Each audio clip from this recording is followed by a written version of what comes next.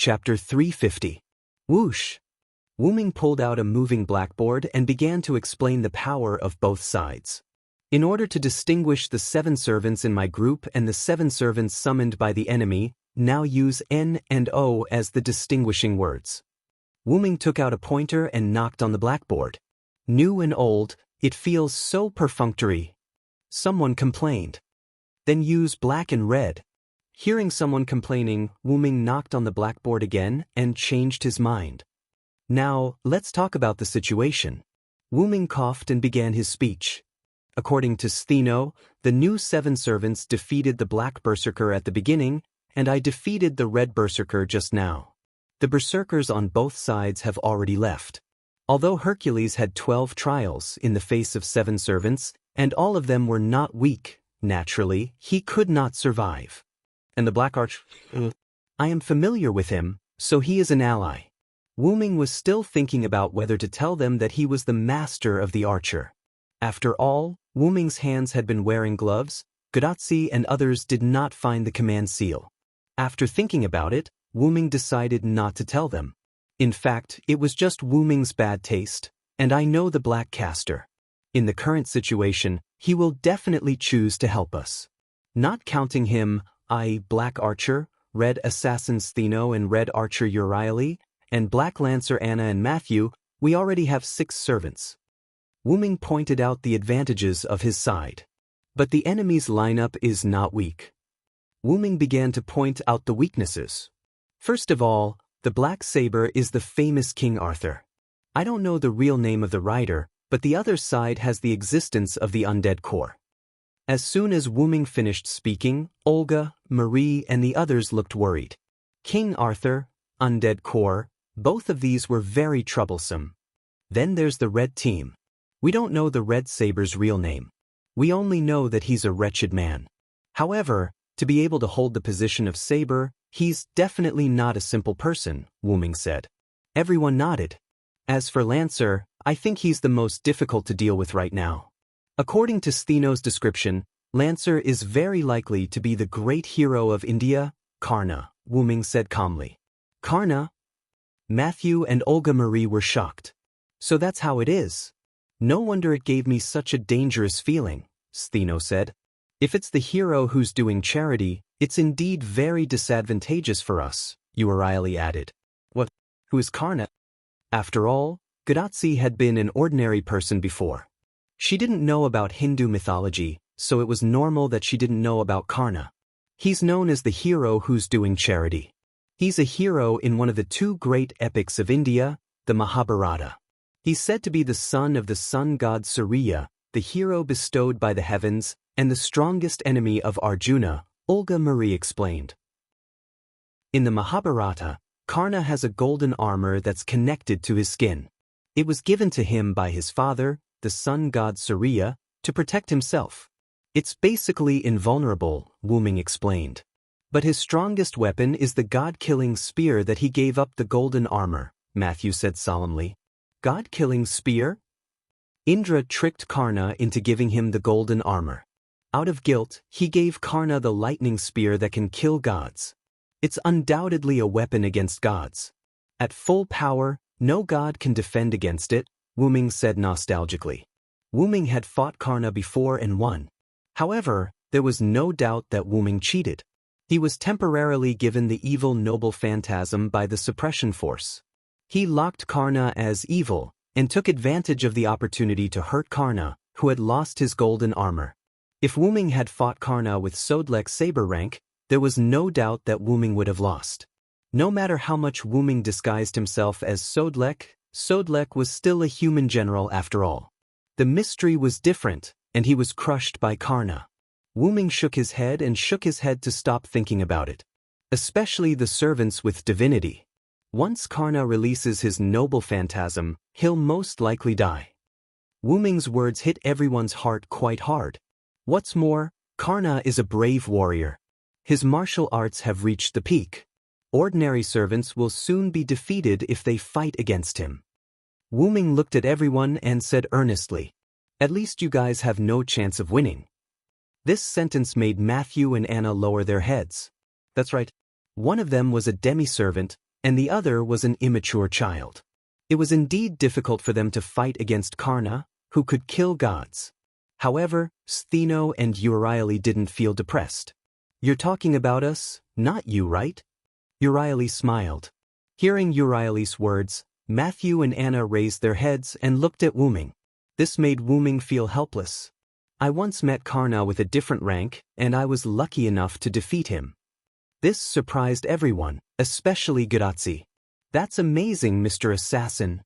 But that's when I was in a different rank. If I were to fight Karna with my current assassin rank, I would definitely die." Wuming shook his head. "But you can change your rank, right?" "Then change your rank," Olga Marie said casually. The others also looked at Wuming in agreement. "I also said that there are conditions to change a rank. It just so happens that I don't meet the conditions at the moment." Wuming waved his hand helplessly.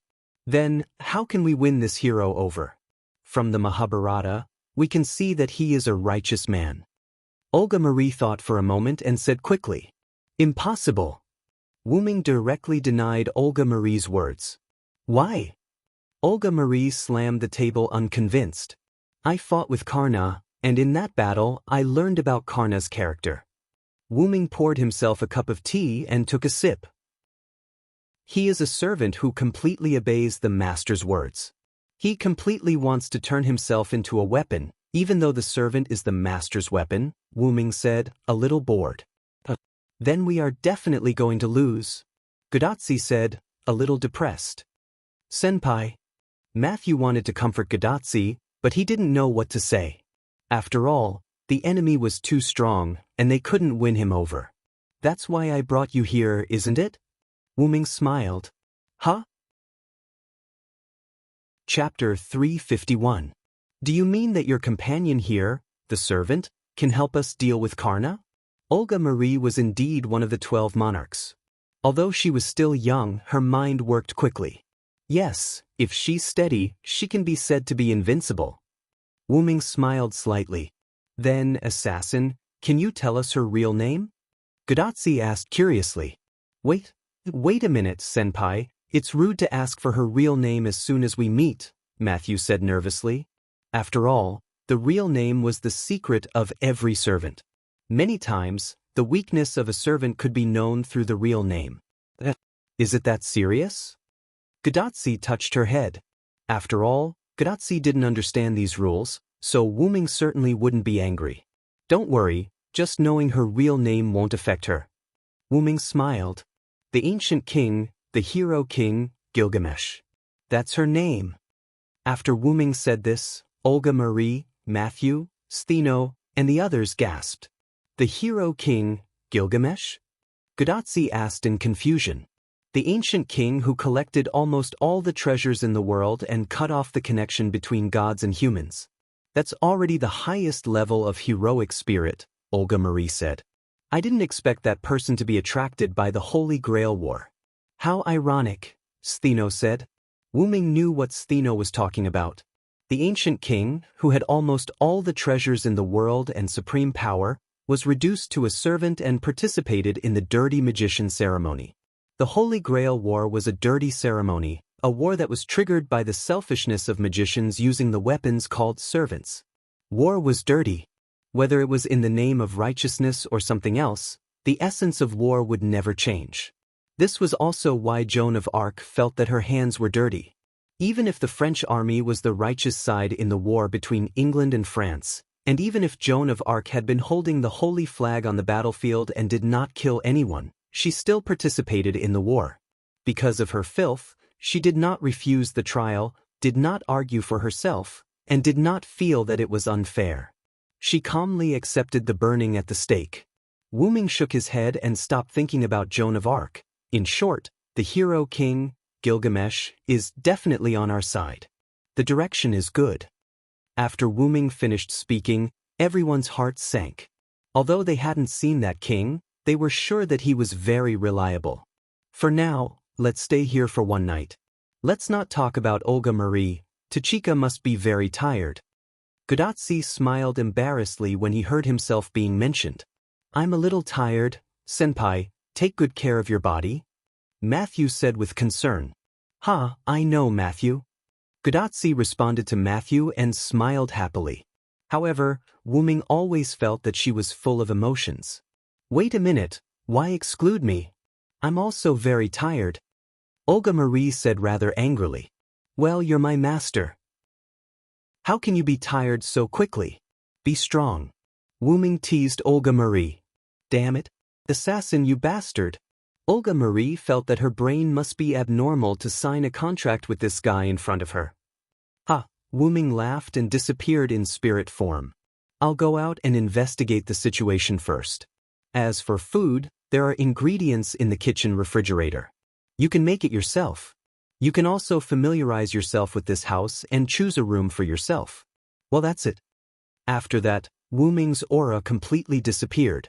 Then, "Forgive me for being rude," Stheno said and stood up. "Is the goddess going somewhere?" Gadazi asked in confusion. Of course, to a room. The goddess needs to rest," Euryale replied and stood up with Stheno. "Master needs to rest." With that, Anna picked up the quiet Sakura Madu and followed her two sisters. "Thank you." When they passed by Gadazi, Anna's voice came softly. This voice made Gadazi laugh. "What? Aren't you being quite frank?" After the three Gorgon sisters left, Olga Marie spoke. "Seriously, they're all so willful." Olga Marie complained as she sat on the sofa and angrily drank tea. "I feel like the director and assassin are very compatible," Gadazi suddenly said as she looked at the complaining Olga Marie. "What do you mean? I don't want that guy to be compatible." "Seriously?" Olga Marie glanced at Gadazi and said calmly. Olga Marie's anger had almost subsided. After all, she got used to being angry. "I'll go see what ingredients we have in the fridge." Matthew stood up and bowed to the two before walking to the kitchen. "What's wrong with Matthew?" Gadazi asked after Matthew left. "You noticed it too?" Olga Marie crossed her arms and looked in the direction Matthew left. "Yeah, Matthew is giving people the feeling that he has something on his mind." Gadazi finished and stood up. "I'll go take a look." With that, Gadazi left. "Yeah. After all, you're Matthew's master?" Olga Marie said calmly as she watched Gadazi leave. "Really, when will my servant care about me?" Olga Marie couldn't help but think of the only servant who was willing to contract with her, and the only one who could contract with her. In the kitchen, Matthew began to check the appliances after he found the kitchen. The gas furnace is normal. The electricity and drinking water are still there. "That's great," Matthew said happily. After all, if the electricity and water were cut off, it would be terrible. "Matthew!" Suddenly, Gadazi's voice came from behind Matthew. "Hey, senpai, why are you here?" Matthew turned around and looked at Gadazi, who came in. "Because I'm a little worried, so I came to see you." Gadazi smiled. "Foo, foo." At this moment, an unknown white creature that looked like a squirrel, cat, or dog appeared at the entrance of the kitchen while making a foo sound. "It's Foo-Foo," Matthew shouted in surprise. "Foo," the little guy called Foo-Foo called out and jumped onto Matthew's shoulder. Foo-Foo's wine glass disappeared when we were running away from Stheno and Euryale. "I didn't expect it to find us." Gadazi was surprised. "Of course, senpai. Foo-Foo is very intelligent." Matthew smiled and stroked Foo-Foo while talking to Gadazi. Foo-Foo, on the other hand, looked very obedient. If Wu Ming was here, he would be surprised. Chapter 352. "It's incredible, senpai. Foo-Foo only appeared in front of the two of us." Matthew smiled. "Maybe it's a coincidence." Gadazi shrugged her shoulders.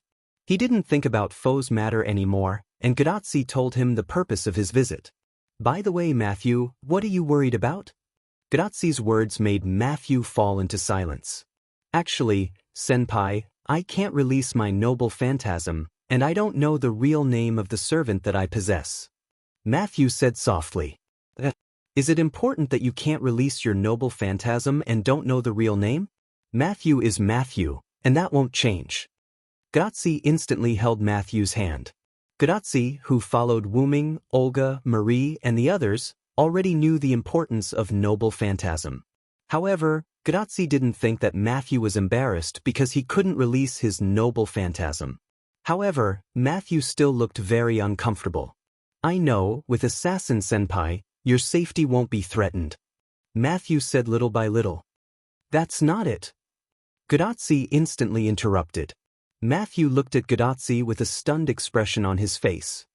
Assassin is very strong and reliable, but Assassin is the leader's servant, and the only servant that can protect me is you, Matthew Gillett. Grazzi grabbed Matthew's shoulders with both hands and looked straight into Matthew's clear eyes.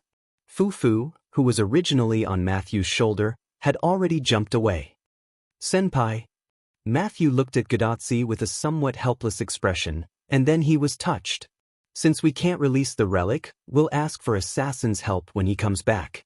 I'm sure Assassin will have a solution, Grazzi encouraged Matthew. But the servant's real name? Why don't we ask Assassin later? Maybe he will know. Ha. Grazzi laughed awkwardly. Really, you need someone else to confirm your servant's true name. Suddenly, Olga Marie's voice sounded. Grazzi and Matthew turned around and saw Olga Marie at the kitchen door. Really, it's not easy to find a kitchen? Olga Marie complained casually. After all, our house was considered a small villa, and the structure was quite unique. Matthew and Grazzi were lucky to be able to find them so easily. Sigh. Director, why are you here? Grazzi's expression changed from embarrassment to confusion. Of course, I don't trust you to buy two. After all, there are only two of you in Chaldea. Olga Marie said impatiently. Doesn't Assassin count? Matthew raised his small hand and asked like a student. After all, Assassin is a servant with a special identity. Not to mention that he can't follow me back to Chaldea. With Assassin's identity, I don't think the small Chaldea can tolerate him. First, he could summon by himself, and now he could change his class. No matter how you think about it, Wu Ming was a guy with a super mysterious identity. How could Chaldea tolerate such a hero with a special mission? Moreover, the master can see the attribute value of his servant. In short, because you are too weak, you can't see Matthew's real name. Olga Marie said as she stretched out her hand to Grazzi and pulled Grazzi's cheek. It hurts. It hurts. Director, please be gentle. Grazzi complained incoherently. In short, as long as you become stronger, you can see Matthew's ability value and his real name. Work hard. Olga Marie snorted and loosened her hand that pulled Grazzi's cheek. Yes, I know. Grazzi's eyes were filled with tears as he rubbed his cheeks. Matthew smiled awkwardly. Then, Grazzi seemed to remember something, so she asked Olga Marie. By the way, Director, do you know Assassin's real name? Grazzi asked curiously. I'm also very curious about Assassin's real name. Mashu also looked at Olga Marie with a curious look. You two are so annoying. Hurry up and cook for me. Then, with Olga Marie's yelling, Matthew and Grazzi began to busy themselves in the kitchen. How can I see something like a real name? I don't have master qualifications. If he didn't have such a cheating method, I wouldn't be his master. Olga Marie said lightly while looking at Matthew and Grazzi busy in the kitchen. And I'm also a fake master.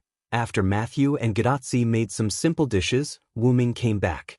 However, Wu Ming returned with a rather disheveled big blue dog. A big blue dog? Grazzi said doubtfully. That's a servant, can't you see it? Olga Marie refuted Grazzi's words. Really, a servant in front of you can't even detect it? And it's not even an assassin. Olga Marie couldn't help but think. Yo ladies, the big blue dog greeted Grazzi and others frivolously. Bang! Wu Ming gave him an elbow hit in an instant. A dash. I'm injured.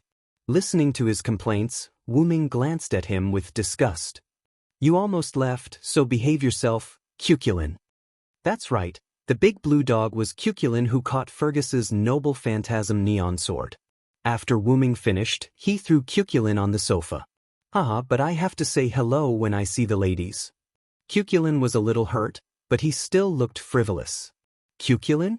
Is that the hero of the Long March of the Bulls? Sure enough, he looks like a playboy. Olga Marie looked at Cuculin's frivolous appearance and said awkwardly. He's the caster I said would help us, but now it seems that this guy can't even protect himself. Wu Ming spread out his hands. What happened? Gadazi asked. This guy caught Fergus' noble phantasm. I didn't expect him to survive. Wu Ming held back his laughter and explained to everyone. Fergus? He's Cuculin's adoptive father and friend. Olga Marie was relieved. The neon sword you mentioned, is it the magic sword that can cut off 3 mountains? Yes, that's the sword. The identity of the red saber has been confirmed. It's that old rogue. Wu Ming said with a slightly angry expression. It seems that Assassin and Fergus must have experienced something. Gadazi and others thought so. Haha, it's just that Fergus flirted with Maeve. You still hold a grudge. Cuculin suddenly laughed. Chapter 353. Because Wu Ming used to work for Maeve, he was on the side of Connaught. After the war with Ulster, he ran over and said that he wanted to work for Maeve. Because of Fergus' frivolous words, Wu Ming threw him out. Of course, the process took a lot of effort. After all, Maeve was someone that Wu Ming recognized as his sister. Even if Maeve wanted to fall in love and get married, Wu Ming would never allow an old rogue like Fergus to come, not to mention that Maeve did not have such thoughts. Maeve, who was obsessed with Wu Ming, did not get married until she died. Instead, she played with men and let them die one by one under her pomegranate skirt. Moreover, they died before they could take advantage of her. Of course, Wu Ming also contributed to this. As a warrior who protected his sister's chastity, Wu Ming naturally shot those who wanted to use force. You said that you didn't want to marry Maeve, and you didn't let her find another man. You even made our 2 countries go to war. I really don't know what you were thinking. Cuculin complained about Wu Ming helplessly. She was already throwing herself at you. Why didn't you want her? It's fine if you don't want her. Don't get in the way of others. Don't get us involved. Back then, for some reasons, Wu Ming had been protecting Maeve. But after all, Wu Ming was a traveler and had no plans to stay in any place. Then, in order to prevent Wu Ming from leaving, Maeve started the war between Connaught and Ulster. I don't have a choice either. Wu Ming rubbed his forehead. Forget it, forget it. Let's not talk about this. It's all in the past anyway. Cuculin, who hated Maeve, began to change the topic. With the identity of an enemy established, they have an advantage in launching a general attack on us, Wu Ming said. How did you escape? Wu Ming asked Cuculin. Cuculin was not the kind of guy who would throw his life away even if he knew that he could not win. Come to think of it, it seemed to be true. Speaking of which, Fergus wouldn't say that I'm going to use my noble phantasm, and so on to let Cuculin escape. Fergus must have judged that Cuculin could not escape, so he released his noble phantasm. Logically speaking, Cuculin should have left. However, Cuculin, who was covered in wounds, smiled. Don't underestimate the Lune Rune, brother. Cuculin smiled. Even so, Cuculin was seriously injured. As the prototype of the holy sword, the demon sword, I was careless. Wu Ming smiled. The Lune Rune was something that the Norse main god, Odin, had sacrificed an eye in exchange for. How could it be weak? Wu Ming had never used the Lune Rune in battle, so he had neglected the power of the Lune Rune. You are the first disciple of the Master. If the Master knew, you would be finished. Cuculin laughed at Wu Ming. You'd better behave yourself. Who knows when you'll disappear, Wu Ming said. He disappeared in an instant and appeared in front of Cuculin. Once again, he gave Cuculin an elbow strike. I said I was injured. Cuculin rubbed his wound again and complained loudly. So, do you need to make a contract with this master? Wu Ming said, pointing to Gadazi. After Cuculin's explanation, his master disappeared in an instant, leaving nothing behind. Wu Ming guessed that the other black followers were the same. Although the black followers in Winterwood City had lost their master, because of the mutation of the Holy Grail, the black followers without a master could still ensure that they would not be sent back to the Hall of Valhalla through the connection of the Holy Grail. But Fergus's magic sword was not so easy to block, and Cuculin barely survived by relying on the power of the Lune Rune. Hey! Gadazi saw Wu Ming pointing at her, and she was a little overwhelmed. That, if Mr. Cuculin is willing. Gadotsi said shyly. Oh, it's a young master. Of course, I am willing. Cuculin was instantly excited when he saw that his master was a young girl. Boom. It was the sound of a huge object falling to the ground. Mr. Cuculin, please respect yourself. Matthew stood beside Gadotsi, slammed his huge shield to the ground, and then looked at Cuculin seriously. Fortunately, Matthew did not use too much strength, or the floor would have to be changed again. Wuming thought. Yes, I am very honest. Cuculin said. Wait a minute. Olga Marie walked in front of Wuming and Cuculin. What's the matter with you two? Olga Marie roared. Olga Marie's understanding of Cuculin had been refreshing since he came in. After all, the conversation between Cuculin and Wuming was very clear. Your real identity is a warrior of Connaught, the silver dragon Sira, who is as famous as Cuculin. Olga Marie looked at Wuming's eyes. Sira? Gadotsi looked at Matthew in confusion. That, senior, it's like this? Matthew took Gadotsi's hand, quietly went to the side, and told Gadotsi about Sira in history. Oh, senior brother, you haven't told them your real name yet. Cuculin, who was sitting on the side, said gloatingly. After all, I'm not Sira now, just a man-killer fiend. Wuming helplessly spread out his hands. Jack, is your real name Jack the Ripper? After hearing Wuming's words, Olga Marie guessed Wuming's real name.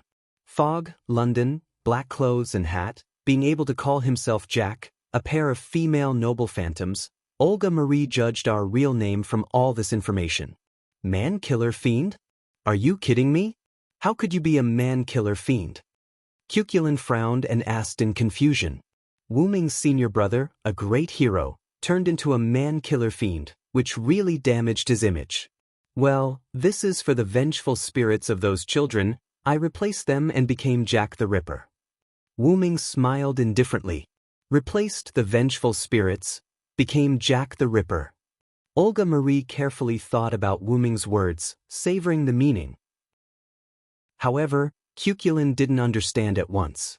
So that's how it is, as expected of you. It seems that you have experienced a lot in the future. Through Wuming's words, Cuculin immediately guessed why his senior brother became Assassin Jack the Ripper. It was nothing more than absorbing Jack the Ripper's spiritual base, freeing the vengeful spirits that were originally trapped, and becoming Jack the Ripper himself. Anyway, it doesn't matter. Then, Wuming looked at Olga Marie. Sorry, master, at first I wanted to hide my real name, but later I realized that you might not like this identity, so I always wanted to hide it. What an idiot! Olga Marie said softly. Olga Marie raised her head and looked into Wuming's eyes. You listen to me. You are my follower. No matter what, I won't mind. Looking at Olga Marie's determined eyes, Wuming smiled. What? A frank Olga is not bad. Chapter 354. Then, Wuming was scolded by the arrogant Olga Marie again. Wuming didn't care, after all, he was arrogant. Later, Cuculin and Gadotsi concluded a servant contract. Originally, Cuculin wanted to conclude a temporary servant contract, but because it was not conducive to physical recovery, Wuming forcibly changed Cuculin's mind and concluded a formal contract with Gadotsi. My body has gradually begun to recover. I didn't expect the little girl to have such excellent qualifications as a master. Cuculin felt his physical condition and couldn't help but look at Gadotsi. Of course, this was not a flirtatious look, but a surprise at Gadotsi's potential as a master. Don't underestimate Tachika, she has excellent master qualifications. Patting Cuculin on the shoulder, Wuming smiled. Olga Marie was a little jealous at this time. After all, her master contract with Wuming was a half-finished product that Wuming cheated. However, I still want to be my master. Wuming, who noticed Olga Marie's expression, continued. This made Olga Marie blush again, and Olga Marie glared at Wuming angrily. However, Olga Marie looked very much like an angry kitten. The food is getting cold, let's eat first. In order to avoid embarrassment, Matthew took the lead in changing the topic. Gadotsi and Matthew had already finished cooking and brought the food to the table. Now they could enjoy it directly. Suddenly, Gudazi let out a loud cry. By the way, Mr. Assassin, there is one more thing I have to trouble you with. Although Cuculin's previous recklessness made everyone know Wuming's other identity, the Connaught Silver Dragon Wuming still asked everyone to call him Assassin or Jack. After all, he now came with this identity. Is there anything else, Tachika? Wuming asked gently, which made Gudatsi blush. After all, Wuming was really handsome in a black leather jacket and a black top hat. Can you tell Matthew's real name? Or her noble phantasm's real name is fine. Gudatsi knew that her request was a bit difficult, but she still put her hands together and begged Wuming. Tachika, didn't I say, as long as you become stronger? What? Noble phantasm is an instinct. Olga Marie was about to say something, but Cuculin instantly interrupted her.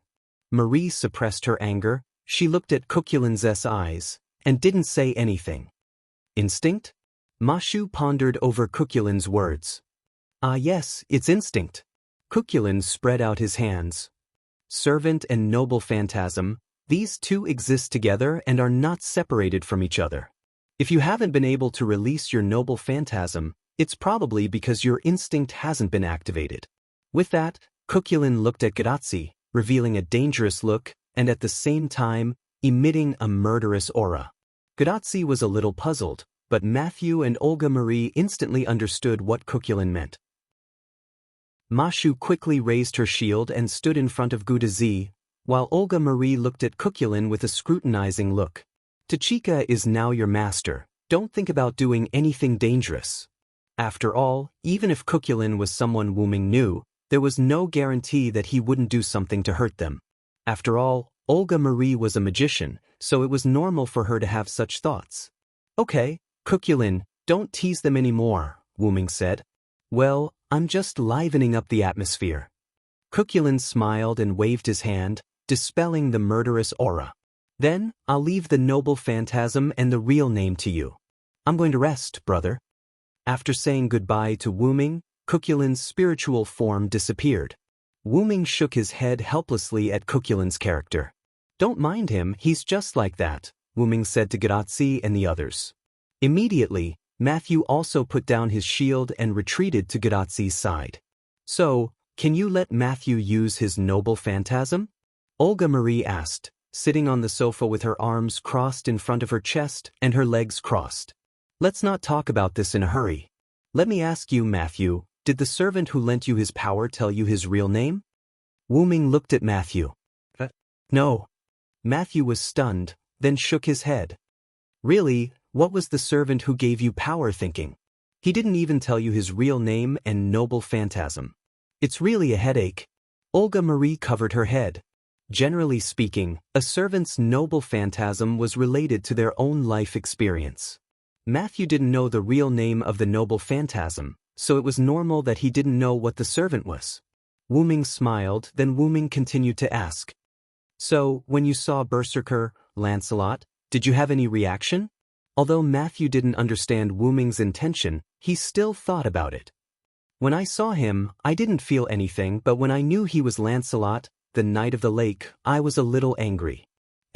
Matthew, why are you angry? Gudatsi was a little puzzled. I don't know. Wuming shook his head. So, you mean that the heroic spirit who gave Matthew power has a special relationship with Lancelot? Olga Marie was a first-class magician, and she immediately guessed Wuming's intention. That's right. Wuming nodded. The reason why he asked Matthew this question was because Wuming knew the real name of the servant who gave Matthew power from the beginning. The most noble of the Knights of the Round Table, the Knight of the Holy Grail, Galahad, the Knight of the Holy Grail.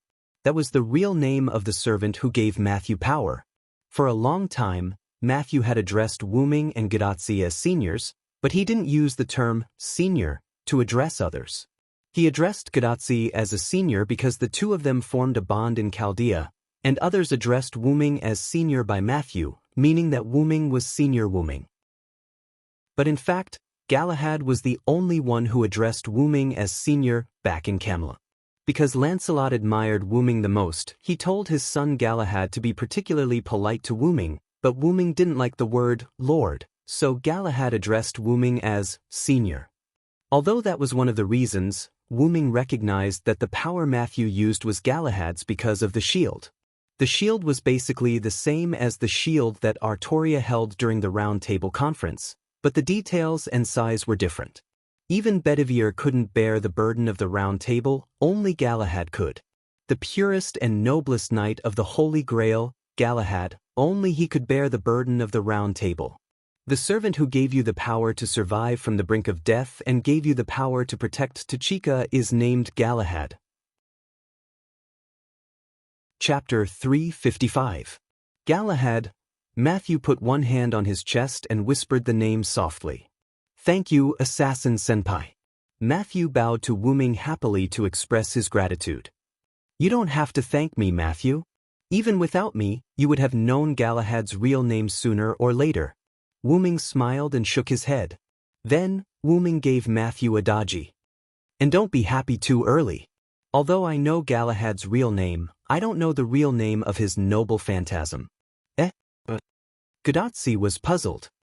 After all, noble phantasms are obtained after becoming a heroic spirit. Although there are many physical weapons and noble phantasms, most of them are obtained after becoming a heroic spirit. Wu Ming looked at Gadotsi and explained to her. For example, the noble phantasms of Cuchulainn, Fergus, and the others were with them when they were alive. Generally speaking, this kind of noble phantasm was the name of the weapon itself, so knowing the name of the weapon would mean knowing the real name of the noble phantasm. However, there were many noble phantasms that had never been seen before in history. The most classic example was the treasured artifact that betrayed the witch Demetrius, Rule Breaker Talisman, Rule Breaker. It was the embodiment of the traitor witch's life, just like her entire life. The Rule Breaker Talisman was also full of betrayal. Although the noble phantasm itself was not as powerful as the knife, it had the ability to nullify all magic. It could completely nullify contracts based on magic, or life forms born with magic. Needless to say, this kind of noble phantasm was much more powerful than the gay Bolg, which was a weapon with a physical body. Galahad's noble phantasm appeared after becoming a heroic spirit, so I don't know. Wu Ming finished his explanation. Aren't you special? How can you not see through the noble phantasm of a servant? Olga Marie looked at Wu Ming with some dissatisfaction. Then I'm really sorry. I don't know about this kind of relic that only exists after it has been upgraded. Wu Ming shrugged indifferently. That's a pity. Gadotsi said regretfully. It's okay, Senpai. At least I already know that the servant who gave me power and my benefactor is Galahad. Matthew comforted Gadotsi with a smile on his face. Well, you're right. I've already completed half of it. When I become stronger in the future, I'll be able to find out about Galahad's noble phantasm. Gadotsi said excitedly. At this moment, Olga Marie looked at Wu Ming. You can't get Matthew to use the relic? Wu Ming smiled at Olga Marie's question. I didn't say that I couldn't let Matthew use the relic. I just didn't know the real name of the relic. But how can you use the relic without knowing its real name? Gadotsi was completely confused. She tilted her head and looked at Wu Ming with Matthew. Olga Marie, on the other hand, was frowning. Even she couldn't figure out how to use the relic without knowing its real name. Looking at the puzzled crowd, Wu Ming began to explain about the relic. After the death of various characters, according to their life experience, they were upgraded and also obtained a trump card called the relic. The relic is the trump card of every hero, and to release this trump card, you need to call out the real name of the relic. This is indeed the case. Wu Ming finished, sat on the sofa and poured himself a cup of tea. Speaking of which, Gilgamesh's tea was not ordinary. It had been so long, but the tea was still warm. Go on. Olga Marie said impatiently. Okay, don't worry. Wu Ming took a sip and put the teacup down. The so-called name of the relic is actually just a form. Cuchulainn also said that the relic is an instinct. Is there a limit to your instinct? If that's the case, it's not an instinct. Wu Ming spread out his hands. Now, for Matthew, what he lacks is not only the real name of the relic, but also the recognition of the relic. Only then can he unleash the power of this table, shield. Wu Ming almost said the table, but fortunately he changed his words in time. What did you say in the end? Gadotsi seemed to have heard something different, but she didn't hear it clearly. Ahem. Don't worry about the details. At present, we need to give Matthew's shield a real name. This time, it will be easier to release it when needed. Wu Ming quickly changed the topic. Then, how about Assassin give Matthew a real name for the relic? Gadotsi suggested. This shouldn't be done by me, but by you guys from Chaldea. Wu Ming said, looking at Gadotsi, Matthew, and Olga Marie. Is it up to us? Gadotsi thought, but she didn't have a clue. Naming something, Gadotsi inexplicably felt that the world was full of malice. Then, when Mashu releases her noble phantasm, how about shouting Lord Chaldea's? Olga Marie suddenly said from the side. Cults? Matthew carefully thought about the real name of the relic. Well, thank you, Director. Matthew sincerely looked at Olga Marie and thanked her. Olga Marie looked at Matthew's sincere smile and was a little stunned. It's nothing. Then Olga Marie said softly. Without a doubt, Olga Marie was proud again. Great. Matthew. Then you can release the relic. Gadotsi hugged Matthew and said happily. But don't be happy too early. At this moment, Wu Ming retorted. After all, if you can't be recognized by the relic and release the relic, then the so-called Lord Chaldea's is a joke. Wu Ming looked at Matthew and Gadotsi seriously. Assassin is right. If Matthew can't release the relic, then the real name I gave you will be wasted. You have to work hard. Olga Marie encouraged. Yes, I will work hard. Matthew nodded excitedly. You too, Tachika Fujimar. As a master, your self-awareness is really bad. I will train you later. Olga Marie said to Gadotsi sternly. It can't be? Gadotsi's face was filled with worry.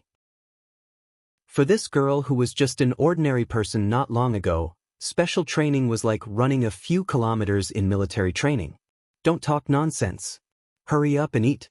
After eating, we will train. Olga Marie pinched Gadotsi's cheek and urged. Senior, you have to work hard. Matthew cheered her on. Yes. Gadotsi said helplessly. Wu Ming looked at Matthew's figure and couldn't help but think of the pure young man, Galahad. Maybe you didn't tell her your real name to train her. But with me here, your idea may not work. Galahad, well, I will help you train her. Wu Ming looked out of the window. Although the sky was dark, the future was full of hope.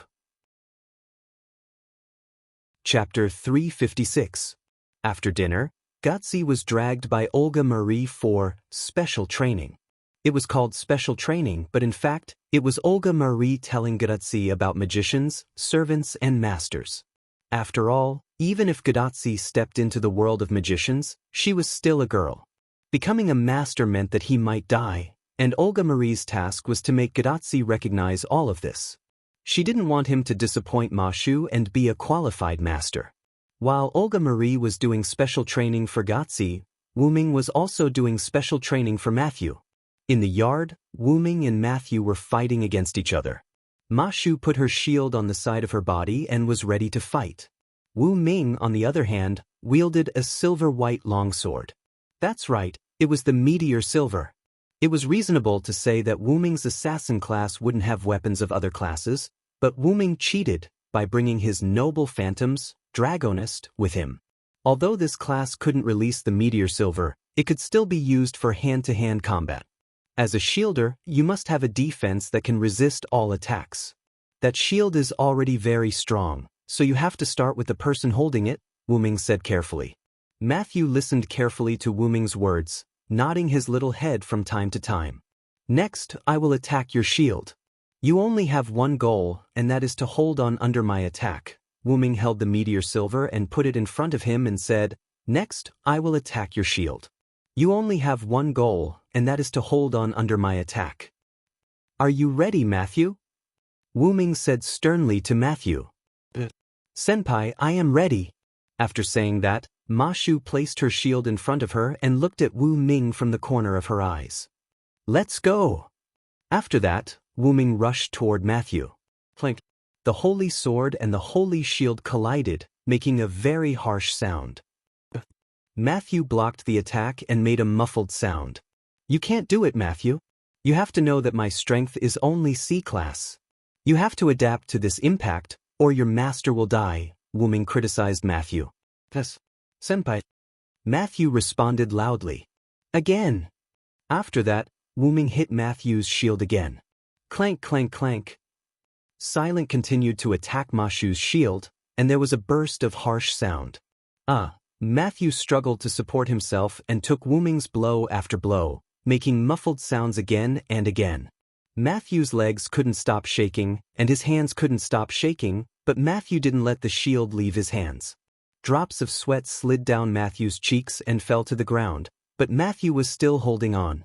Wuming looked at Matthew with relief. Gadazi was really lucky to have such a follower and junior. Gradually, Wuming's sword swung faster and faster. Matthew, who could still rest between swings, gradually had no chance to catch his breath. Clank, clank, clank, clank. Gradually, the meteor silver in Wuming's hand turned into a silver-white sword light and bombarded Matthew's shield. If one looked closely, they would find that each sword light was enchanted with magic. This was an alternative version of magic discharge. Although Wuming didn't have the skill, because of Wuming's EX-level infinite magic, Wuming could extract the magic from his body and enchant it on the meteor silver. This was another advantage of Wuming. Because Wuming was not dead and had a powerful identity, Wuming had the memory of his class.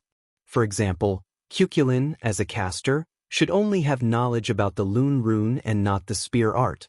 However, his spear art was engraved in his bones, so even as a caster, Cuculin could still fight a few rounds with Wuming.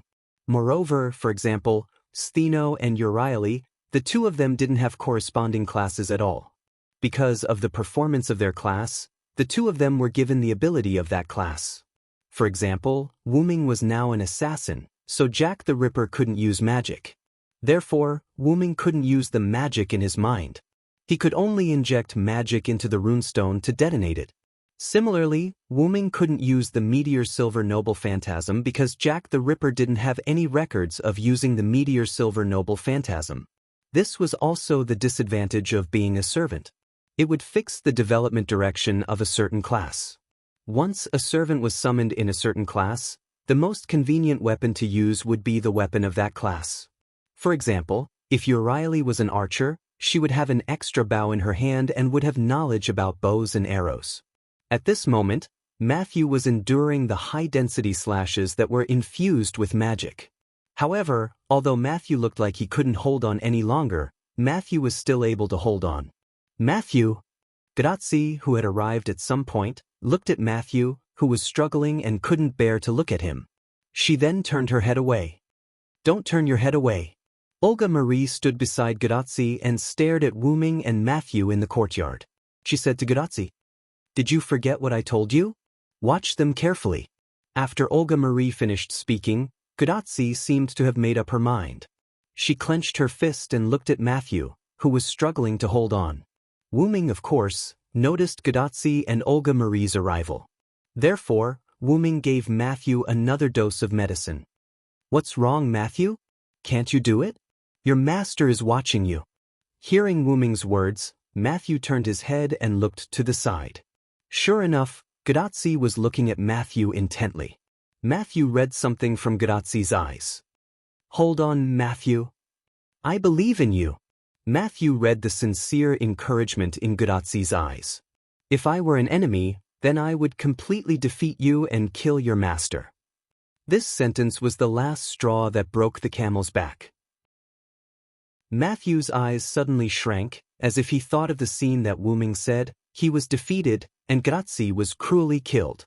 "No, Senior." "Ah!" In an instant, Matthew roared. The magic all over his body condensed on the shield. Matthew shook the shield violently, and a white light began to appear. A strong white wall gradually emerged. Lord Chaldea's. Chapter 357. With the release of the noble phantasm, the chalk wall appeared in front of Matthew. Bang! Wuming attacked the chalk wall, but he was bounced back. Chi! The meteor silver was inserted into the ground, and Wuming stepped on the ground to maintain his balance. The meteor silver and Wuming's legs were pushed back by the huge force, leaving 3 deep marks on the ground. I see. Is this Galahad's noble phantasm? No, it should be Matthew's noble phantasm, the pure land of Chaldea in your heart. Wuming pulled out the meteor silver and looked at the chalk wall that was as pure as Matthew's heart. Then, Wuming put away the meteor silver. Well done, Matthew. Wuming gestured to Matthew and gave him a thumbs up. That's great. Matthew looked at Wuming's thumbs and said weakly. Matthew looked at Matthew's thumbs up. Then Mashu looked at Grazzi, who was running toward her, and her vision turned black, and she fainted. Wuming instantly appeared behind Matthew and hugged the unconscious Matthew. Grazzi ran over and looked at Matthew worriedly. You did well, Matthew. I'm proud of you. Grazzi held the unconscious Matthew's hand and said with a smile. Really, your training is too cruel. Olga Marie walked to Wuming and looked at the unconscious Matthew and complained to Wuming. But Matthew persevered and released the noble phantasm, didn't he? Wuming looked at Matthew with relief. At least her efforts were not in vain. And now there's a strong enemy. Matthew has to do this if he wants to grow up quickly. Then, Wuming took out a runestone from his black ripples. The Lune rune on it represented healing. Placing it on Matthew, Wuming injected magic into the runestone. The runestone broke, and the pure green energy turned into light spots and merged into Matthew's body. Visible to the naked eye, Matthew's body disappeared, and even his cheeks had a trace of peace, as if he had a good dream. Athena told me that warriors can only grow in battle, but Matthew is a defensive type, so I used this method to train him. Athena? Are you hiding something from us? Olga Marie crossed her arms and stared at Wuming suspiciously. Silence was in Ireland and would not have anything to do with Greece. Therefore, Olga Marie looked at Wuming suspiciously. I'll send Matthew back to his room first. Tachika, please take care of Matthew.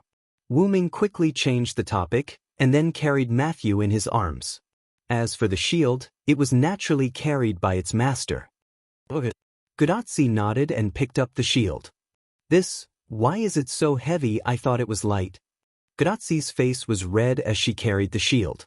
Usually, Matthew could carry it easily, but she didn't expect the shield to be so heavy. Matthew is a servant. Even if he is a subservient, he is still a servant. Of course, his strength is higher than yours. Come on, Tachika, this is also part of training. Wuming looked at Grazzi with a smile, and then left first. Wait a minute. Grazzi carried the shield, struggled to follow Wuming, and left. Really, both of them are so troublesome. Olga Marie rubbed her forehead. How many things is he hiding from me? Then, Olga Marie began to think about Wuming's secrets. Exploring a man's secrets is the first step for a woman to fall. Suddenly, Cuchulain materialized. None of your business. Olga Marie proudly stared at Cuchulain. Although Cuchulain was rejected, he didn't get angry or retreat. Then, Cuchulain moved forward and stared at Olga Marie as if he saw something interesting. The talent of a magician is first class, but he doesn't have the talent to become a master. That's interesting. It's none of your business. Olga Marie angrily pushed away Olga Marie, who was staring at her. Cuchulain, who was pushed away, didn't get angry. He smiled casually, and then began to talk about Wuming. By the way, my brother is really resourceful. He can even make a contract with someone who doesn't have the talent to become a master. Cuchulain waved his hand and said casually, that. At this time, Olga Marie suddenly opened her mouth. Huh. Cuchulain looked at Olga Marie in confusion. Are you close to assassin? Olga Marie asked with a slightly red face. It was a little embarrassing for a proud person to put down her attitude and ask someone else. Cuchulain's eyes lit up. He had already guessed Olga Marie's thoughts. Not very close. After all, the first time we met was on the battlefield. But I heard a lot about my brother from my master. We also talk about him in our free time. After all, we are not mortal enemies. We fight all the time. If Wuming heard this, he would have hammered Cuchulain's head. If Cuchulain hadn't been serious, Wu Ming wouldn't have fought him to the death. Did you think that the spear of impaling death was so easy to receive? Besides, isn't there a saying that the one who knows you best is often your opponent? So, I know my brother quite well. Cuchulain looked at Olga Marie and grinned. What, do you want to know my brother's privacy? Cuchulain teased Olga Marie. Olga Marie's face turned red when she heard Cuchulain's teasing. Ahem. After all, he is my follower. It is necessary for me to know my follower's story, isn't it? Olga Marie coughed and replied righteously. Isn't there a record in human history? In fact, the stories of our heroes are basically similar to what is recorded. Cuchulain waved his hand. Instantly, Olga Marie looked at Cuchulain with a "you're dead" look. First of all, I only know my brother's story in Ireland. Cuchulain raised his hands in surrender. That's fine. Let's get started. Olga Marie thought for a moment. It was better than nothing, so she nodded. Then, Olga Marie came to the steps and sat down, waiting for Cuchulain's story. Then, Cuchulain looked in the direction of Wu Ming. After confirming that there was no Wu Ming around, he began to tell the story. His story is basically similar to what you know, but I have to tell you about him and Maeve. As if he thought of something, Cuchulain smiled gloatingly. In the beginning, my brother was a traveler. However, he said that he was traveling around, but in fact, he just couldn't find his way. Cuchulain laughed. You mean, he has no sense of direction? Olga Marie also wanted to laugh. Yes, but he was a greenhorn. Now, he shouldn't have a sense of direction. Cuchulain smiled and shook his head. After that, the first place he went was Connaught, and because he accidentally saved a damsel in distress, he was entangled by Maeve. Chapter 358. In the end, Maeve's father intervened in the battle, and my brother took the opportunity to leave. After that, I never saw him again. Cuchulain, who had been leaning against the wall for a long time, stopped. The story was over. Maeve really didn't get married for assassin? Olga Marie found it hard to imagine that Maeve, who was called a slut, would keep her virginity for a man. Yes, after all, Maeve was captured by Wu Ming as soon as she left home. Therefore, although Maeve seemed to be dissolute in the days after that, as far as I know, she has been keeping her chastity. Cuchulain looked helpless. But even if senior brother were to follow Maeve, the war would still happen. There's no difference, Cuchulain said in an open-minded tone. After all, Maeve was called a person with a bad character by my master. Cuchulain waved his hand. Olga Marie, on the other hand, had a thoughtful look on her face as she held her chin with one hand. So that's how it is. Anyway, don't get too involved with my senior. At this time, Cuchulain's tone began to become serious. The iron rule of servants is that they can't interfere too much in this era. If the girl's heart is locked onto the servant, it won't be good for either of them. Cuchulain was saying that they shouldn't rely on Wu Ming too much.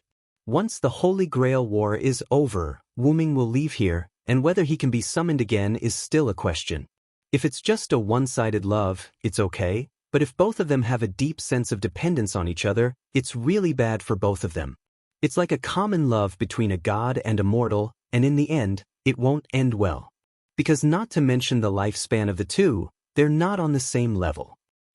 I'll think about it. After a moment of silence, Olga Marie answered. What a wonderful story just now. Suddenly, Wu Ming's ghostly voice came from behind Cuchulain. Ah! Cuchulain let out a strange cry and quickly distanced himself from us. However, a hand pulled Cuchulain's collar. Yo, senior, what a coincidence. Cuchulain pretended to be fine. I didn't expect you to be able to tell stories. No wonder you're a caster, Cuchulain. Wu Ming smiled and looked at Cuchulain. It's okay. Cuchulain smiled awkwardly. After all, no matter what, he was still talking about her behind her back, so it was a little awkward. Pay attention to the situation around you. Don't let the enemy servants take advantage of you. Wu Ming let go of Cuchulain after saying that. Understood. Cuchulain waved his hand at us, and his spirit form disappeared. After Cuchulain disappeared, Wu Ming looked at Olga Marie. At that moment Olga Marie had turned away, blushing. Didn't Kukulin say that it's not good to know too much about a man? Wu Ming didn't get angry, but said in a calm tone, "What can I do? You're always so mysterious. It's right for me to want to know more about you."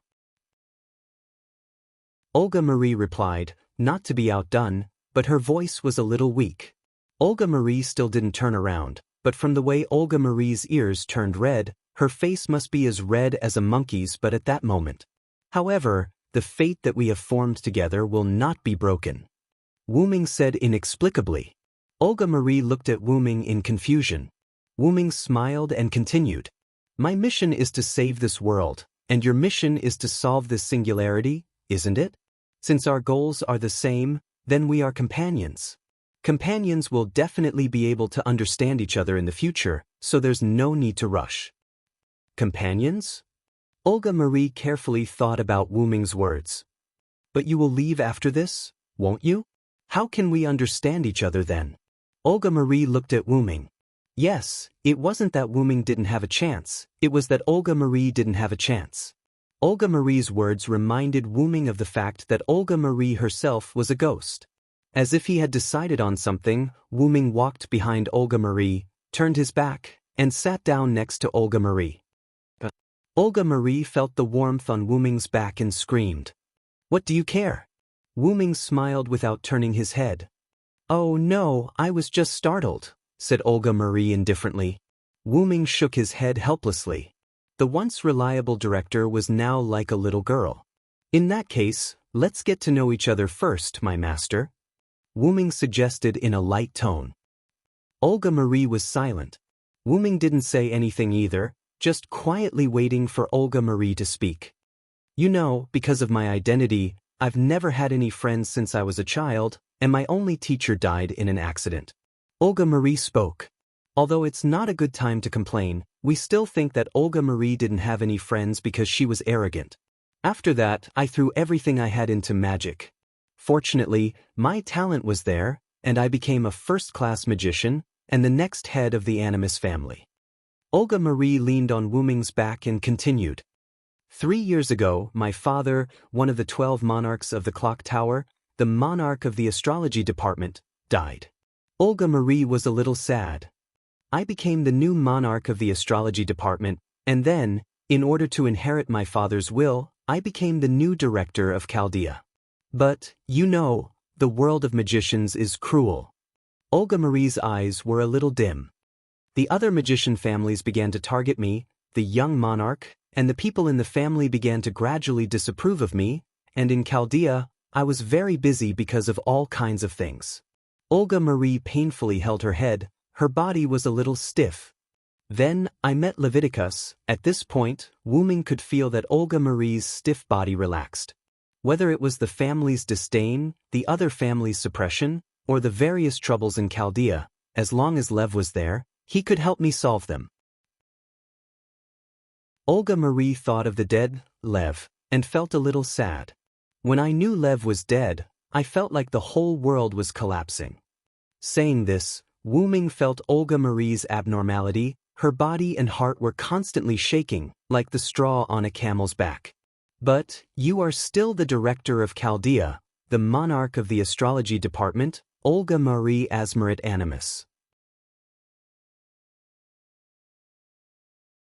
Chapter 359. You are one of the 12 sovereigns, the director of Chaldea.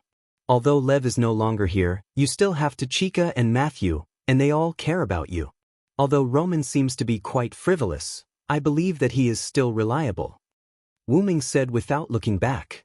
Perhaps this was the so-called true love is revealed in adversity. Now, there were less than 20 people left in Chaldea. These people could continue to operate Chaldea and support Gadatsi, Matthew, and Olga Marie's singularity exploration, not only because of their good character, strong will, but also because they cared about the 3 people. If they choose to give up when most of Chaldea's facilities are damaged and almost all the staff members are dead, then can you still solve the singularity smoothly? Wu Ming proposed. Let's not talk about other things first. Take the space travel technology, the collar transfer, for example. Without the help of Roman and the others, you can't return to Chaldea. Olga Marie was a little confused. She had never thought about these problems. Roman and the others' backup support, in Olga Marie's view, was reasonable. She didn't consider whether the remaining 20 people in Chaldea would go on strike. They care about you and believe that you will be able to solve this singularity. How about you? How should you shoulder the responsibility of a director? Do you have hope in your heart, or do you have despair in your heart? Wu Ming's series of questions made Olga Marie a little sluggish, and she couldn't respond for a while. Besides, don't you still have me? I am your servant. Don't forget that I am a cheating servant, so what's wrong with finding a cheating master? Wu Ming said frivolously. So, it's just Leviticus. You still have all of us. If we all disappear, I can understand that you're devastated. But if you're devastated because of Lev's disappearance, then you're really sorry for all of us who care about you. Listening to Wu Ming's words and feeling the warmth of Wu Ming's back, Olga Marie calmed down. At this moment, Olga Marie seemed to be out of the shadow caused by Lev's death. That's right, I'm really embarrassed like this. Olga Marie smiled, and it was a smile without the slightest arrogance. That's why, it's better to be frank like this. Wu Ming suddenly turned his head and looked at Olga Marie's smiling face and said. Seeing that Wu Ming was going to tease her again, Olga Marie was angry again. How dare you say, Lev, you're a mere servant? Now, Olga and Marie were no longer in a state of confusion over Rafe's affairs.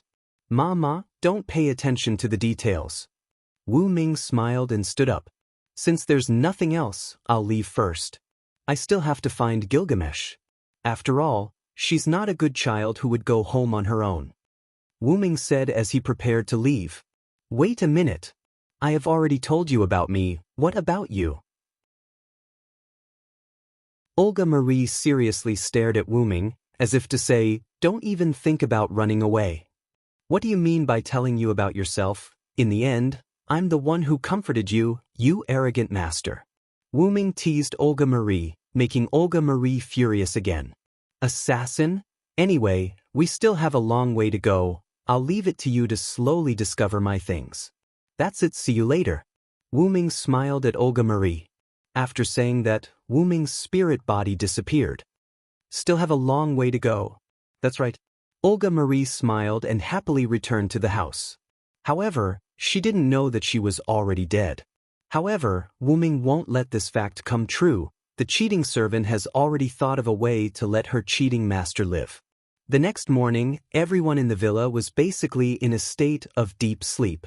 Even several servants were resting, maintaining their spirit bodies. Cuculin yawned, which was the product of boredom. Really, why do I have to keep watch at night? I've already set up the alarm, the servants also need to rest. Cuculin protested. Because Cuculin spoke nonsense to Olga Marie, Wu Ming specially punished Cuculin to keep watch at night in a state of non-spirit body. However, Cuculin completely protested. Because of this, Wu Ming specially played a game of rock-paper-scissors with Cuculin. The result was naturally Wu Ming's victory. Later, after Cuculin began to keep watch at night, Wu Ming left the villa. Looking at the time, senior brother should be back soon. Cuculin said to himself, bored. When Wu Ming went out, he said that regardless of whether he achieved his goal or not, Wu Ming would come back in the morning. At this time, a runestone next to Cuculin suddenly burned. This phenomenon was the alarm device set by Cuculin in the distance of the villa was triggered. Wu Ming's return naturally wouldn't trigger the alarm trap, and it was basically impossible for there to be any living people in this city, so the person who triggered the trap could only be one person. A servant. Cuculin frowned. Accompanied by the golden particles, Stheno and Euryale appeared in front of Cuculin. Is it an enemy? Stheno asked. Although Stheno and the other servants were resting in spirit body, they could still detect if something happened. Yes, and it's an old acquaintance.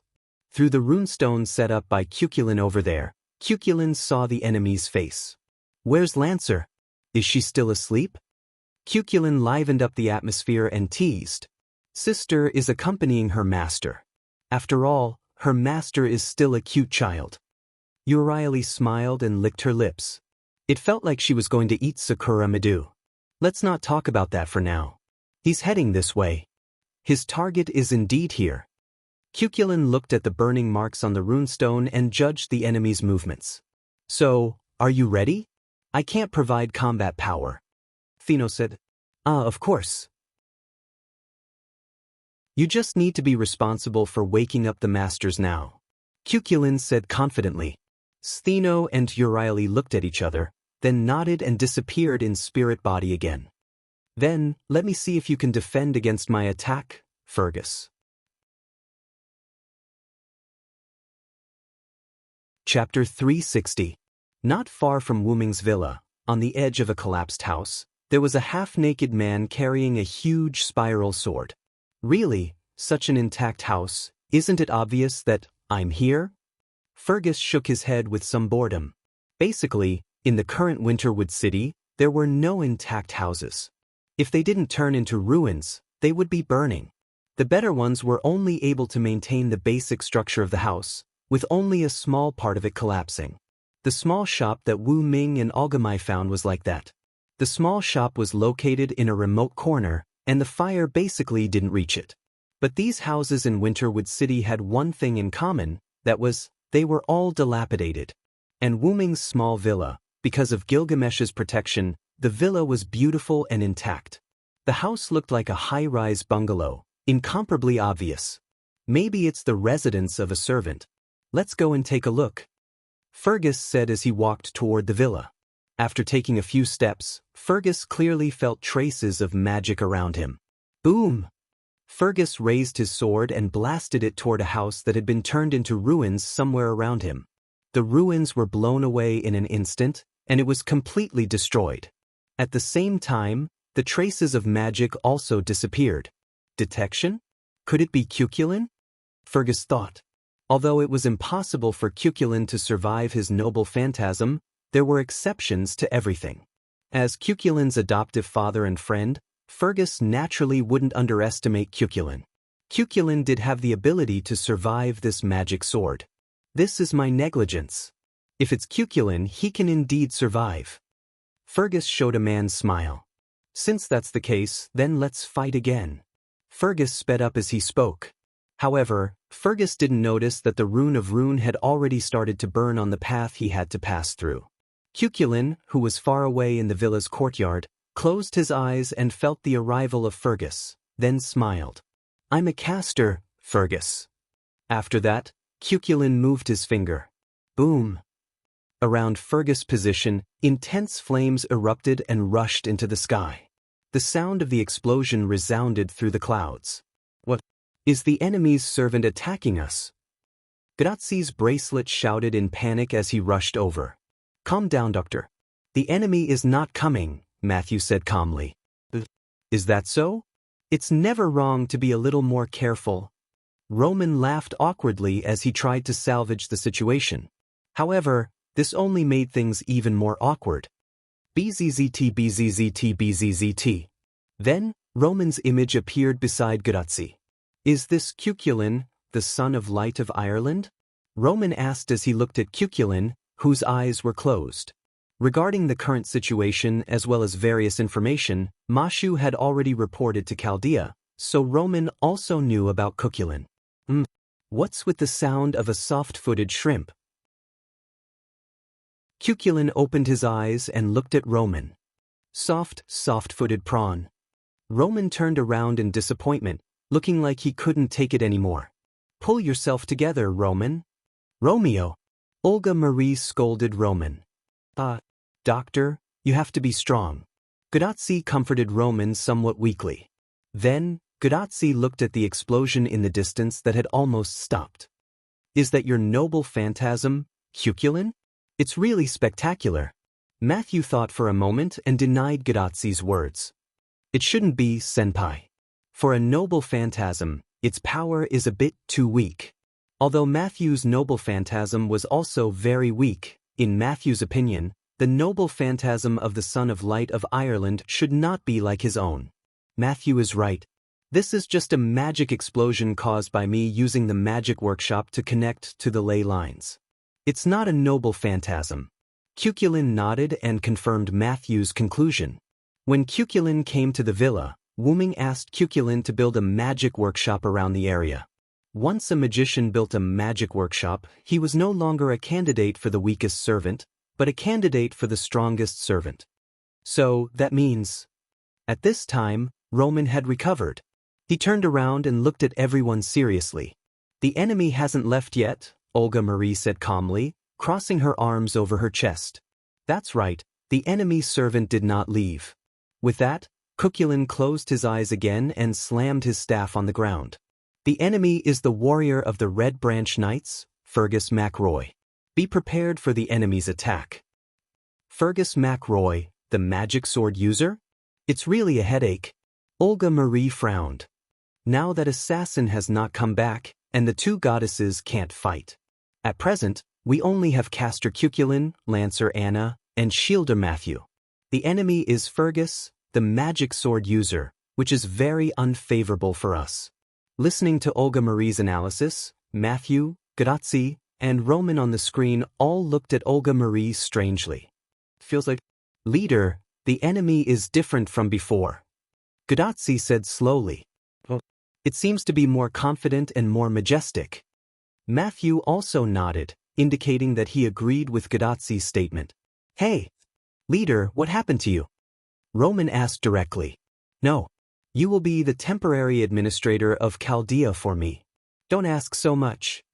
Then, Roman was scolded by Olga Marie. Poor doctor. Grazzi and Matthew looked sympathetically at Roman, who had a "I was wrong, please forgive me" look. Matthew, protect Tachika. Roman, you assist Cuchulain to detect the surrounding magical situation. I'll go find Anna. Olga Marie ordered. Leader. At this time, Anna's voice came. No, I'm already here.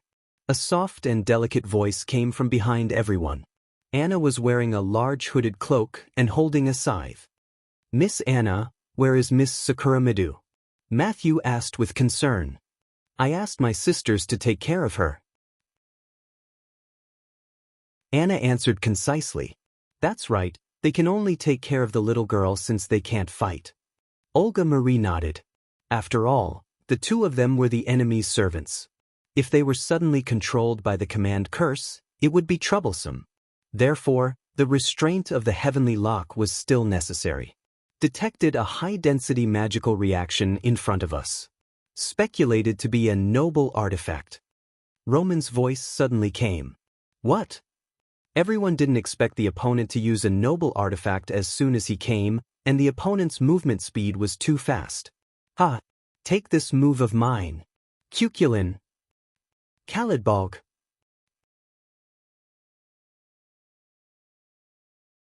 Chapter 361.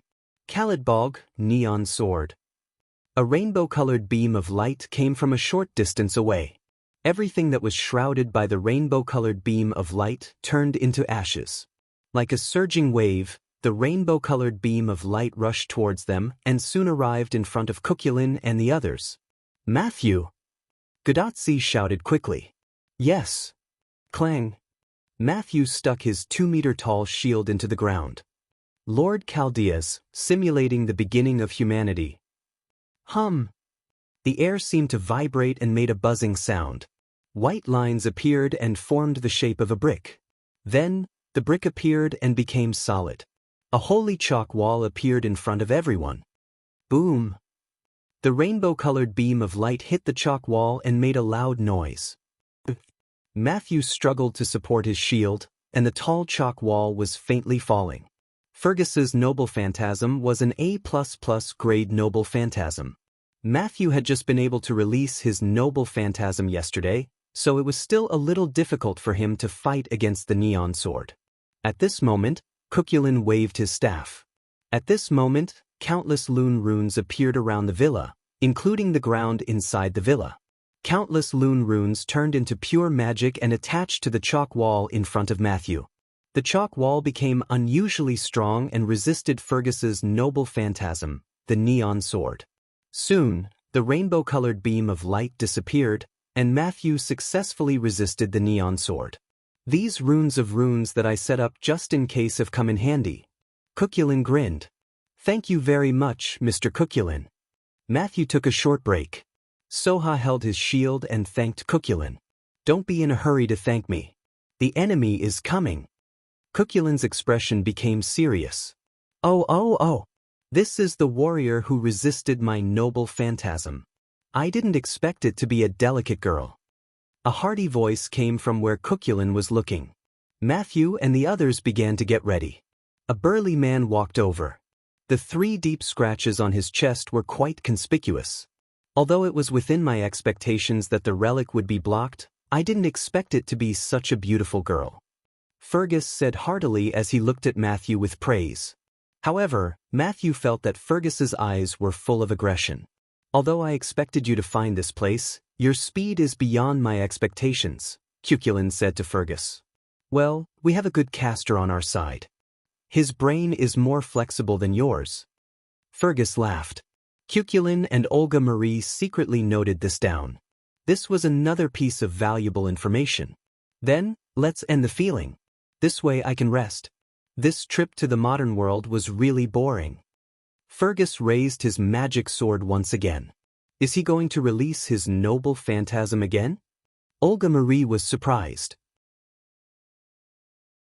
The magic consumption of the A++ level noble phantasm was quite large, but Fergus was able to release 2 noble phantasms in less than a minute.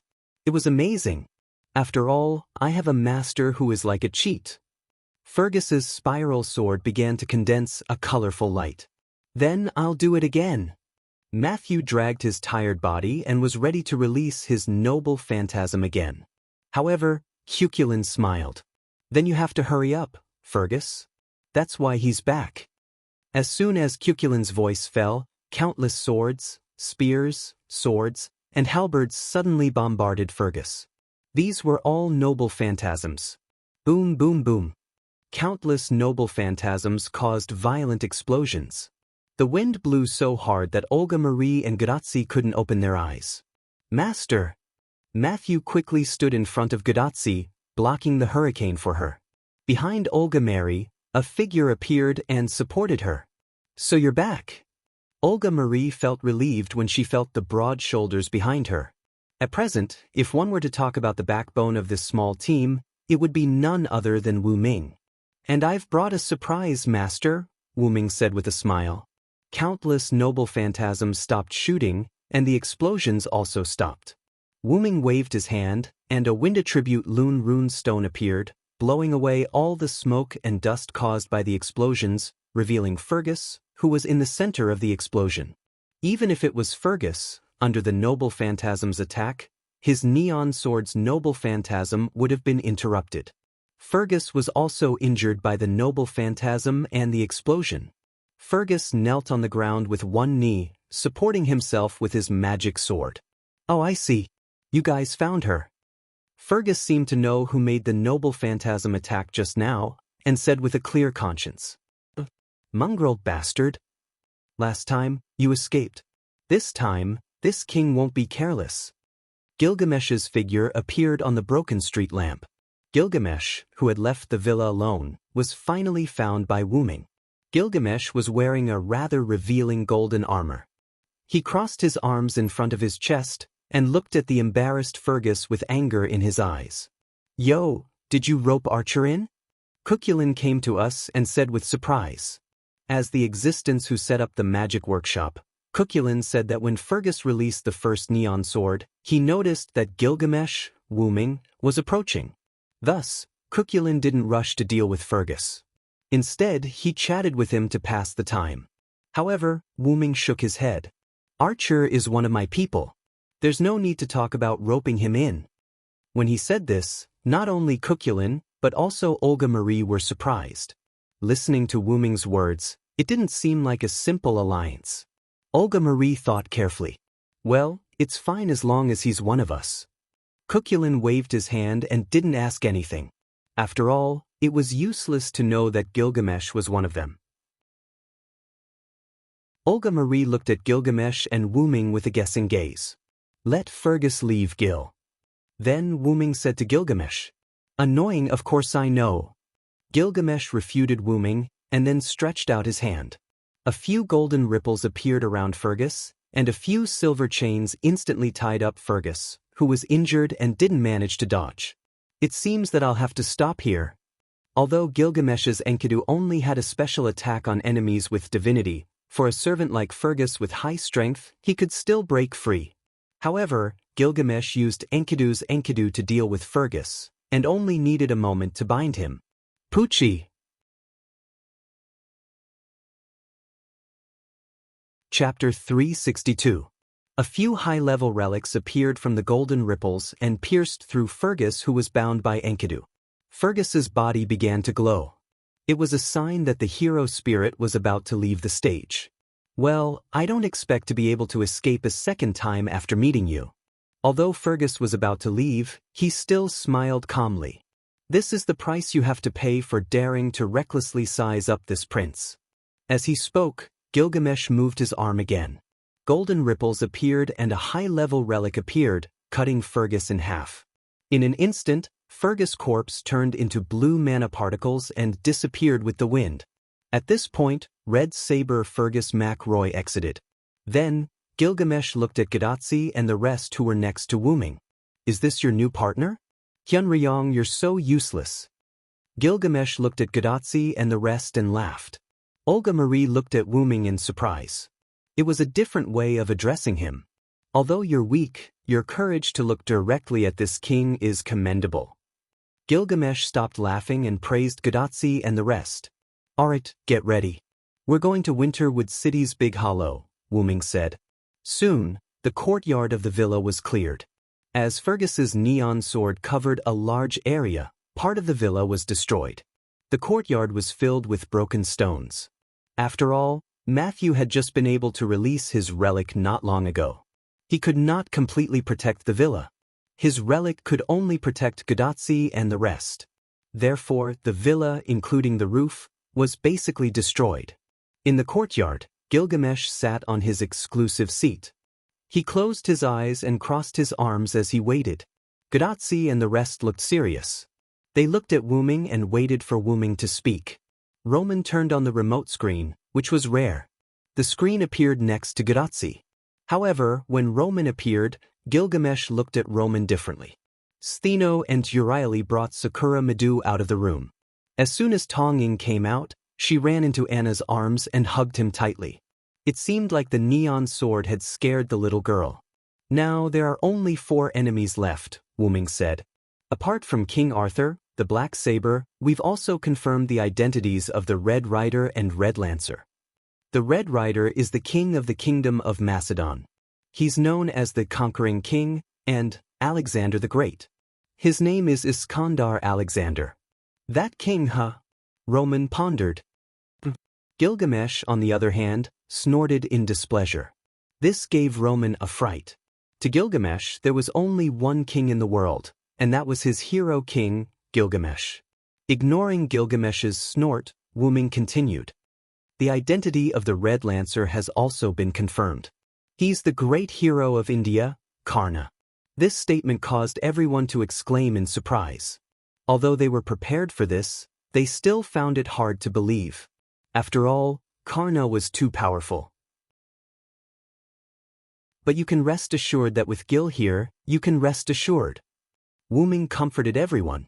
As if responding to Wuming's words, Gilgamesh opened his eyes and glanced at everyone with his red pupils.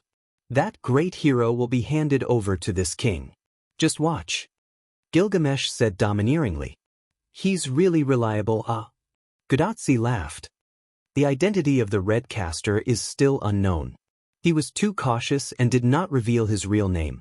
Not to mention the noble phantasm, he basically did not reveal anything. He has been following the Red Rider like an ordinary person. Wuming frowned. Well, I'll deal with the caster first. Gil will deal with Karna. Anna and Cuchulain will deal with the Conquering King. Wuming began to assign tasks. Understood. Cuchulain replied, and Anna just nodded. This king can easily deal with Karna. Gilgamesh said proudly. You have the capital to be proud, but I don't want to clean up the mess for you in the end. Wuming said flatly. This king knows. Although he was still proud, he was frank this time. Then, Wuming looked at Cuchulain and Anna.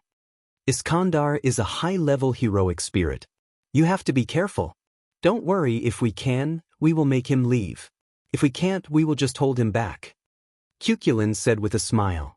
Wu-Ming saw that Anna did not move and Cuchulain smiled and nodded helplessly. I hope it will go well. Wu-Ming always felt that Iskandar was not so easy to deal with. The other party was a king with the title of conquering king. The Master Assassin, what about us? At this time, Matthew raised his small hand and asked like a good student. Gadotsi also looked at Wu-Ming playfully.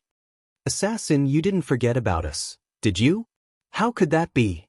I gave you the most important task. Wu-Ming said with a smile. Could it be? Olga Marie had almost guessed it, the only enemy that no one dealt with. Black Saber, King Arthur, that is your opponent. As if following Olga Marie's words, Wu-Ming directly revealed the mystery. Hey, hey, hey! Matthew and Gadotsi shouted. They never thought that the one they had to deal with was the ultimate boss, King Arthur. Have confidence in yourself, Matthew, Tachika. Wu-Ming advised the two. You have this shield of reason. It's just a holy sword, you can definitely defend against it. But, Matthew was still a little worried. No matter what, sending an immature follower was too rash. When he thought of the power he used was the power of King Arthur's knight, Galahad, Matthew was a little worried. Using the power of a subordinate to fight against a loyal superior, Matthew inevitably felt a little uncomfortable. I remember that there is a story that compares who is stronger between a shield and a spear. Then this time, let's compare who is stronger between a holy sword and a holy shield. Wu-Ming walked to Matthew's side and patted Matthew's little head. This attracted the attention of Olga Marie and Gilgamesh. Li Xiang is here too. Don't be discouraged just because the enemy is King Arthur. You have to protect your master. Matthew looked at Gadotsi, then looked at Wu-Ming and nodded confidently. Yes, I understand, Senpai. Then I will follow Matthew and Tachika, Olga Marie suddenly said. You don't need my help, do you? Olga Marie looked at Wu-Ming. Of course, as your follower, I am very strong. Wu-Ming nodded. It was a wise choice to let Olga Marie follow Matthew and Gadotsi. The reliable Olga Marie could take care of the nervous too. Gilgamesh looked at Olga Marie critically, then shook his head disinterestedly and said nothing. Stheno and Euryale, you two will be responsible for protecting Sakura Medu. Even if most of your power is sealed by Enkidu, you can still protect a little girl. Wu-Ming looked at Stheno and Euryale. Of course. Leave it to me. The two answered affirmatively. Then Wu-Ming glanced at everyone. In short, the enemy may gather in the big hole in Winterwood City based on our movements. What we need to do is to defeat them, repair the singularity, and save the world. Everyone do your best. Oh.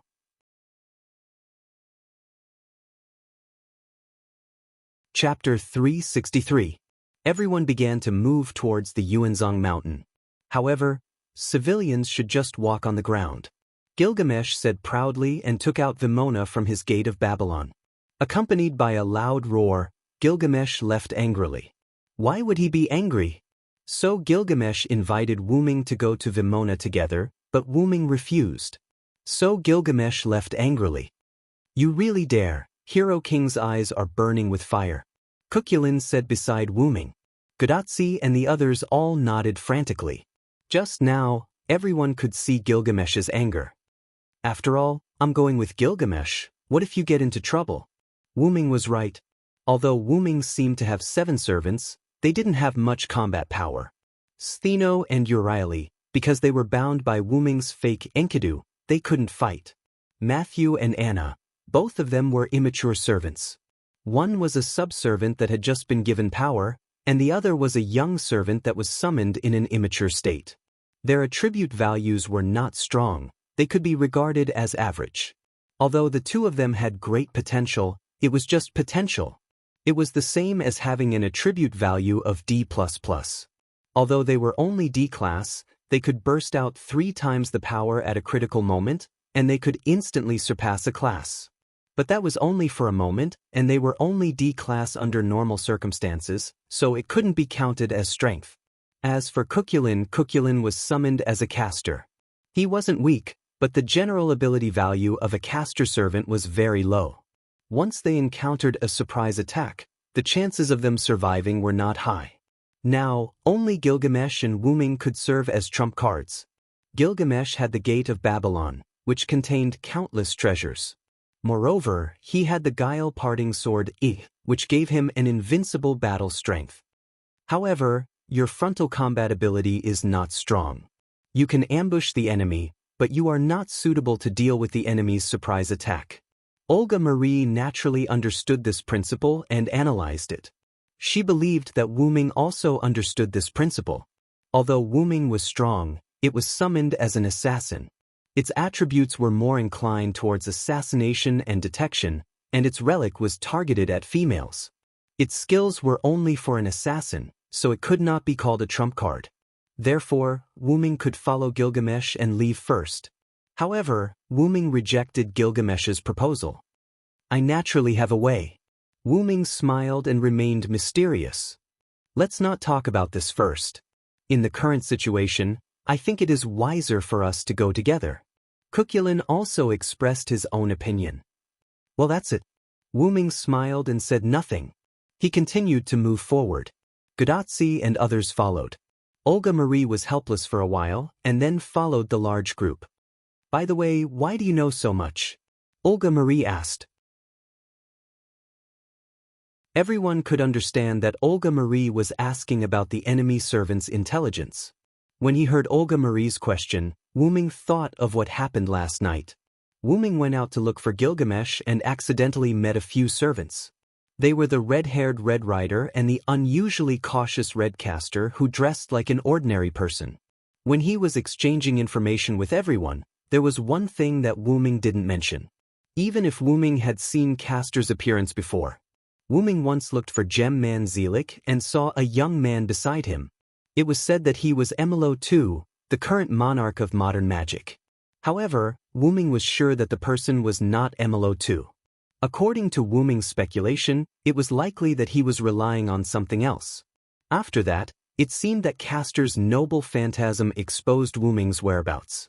In order to avoid trouble, Wu Ming quickly left. After all, the main task was to find Gilgamesh, not to fight with the enemy. Rider and Caster didn't chase after him, so Wu Ming left safely. Later, it seemed that Gilgamesh also sensed Wu Ming's aura, so he drove Wu Ming to Wu Ming's side. After all, Wu Ming was now Gilgamesh's master, so they could naturally sense each other when they were not far away. After finding Gilgamesh, Wu Ming didn't rush to take Gilgamesh back to the villa. Instead, he found a roof and asked Gilgamesh if he knew any information about the enemy. So, Wu Ming knew the identity of Iskandar and Karna, but he didn't know the true identity of Caster. The real names of Iskandar, Karna, and Darius III were told to Wu Ming by Gilgamesh. According to Gilgamesh, Iskandar reported his name at the beginning, and he also reported the real name of Darius III. It had to be said that Iskandar's king's demeanor was quite heroic. Since Winterwood City was suddenly burned by a fire, Gilgamesh left the villa. On the surface, he said that he came out to have fun, but in fact, Gilgamesh was worried about Wu Ming's situation, so he went out to find Wu Ming. After sensing that the contract between Wu Ming and himself was still there, plus Gilgamesh was instigated by some people, as a result, Gilgamesh kept fighting with several servants.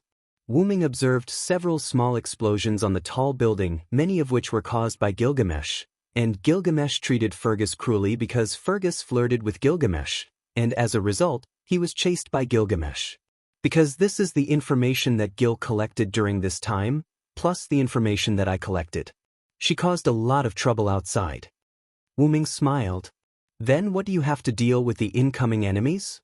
Olga Marie continued to ask. Wu Ming stopped, turned his head, and looked at everyone. This. Gadotsi and the others looked at Wu Ming attentively. It's a secret. Wu Ming smiled mischievously. Gadotsi and the others almost fell to the ground. You bastard! Olga Marie angrily clenched her fists and looked at Wu Ming. Haha, as expected of senior brother. Cuchulainn also laughed. On the contrary, the three Gorgon sisters didn't care about this from the beginning, and they didn't feel disappointed or tricked.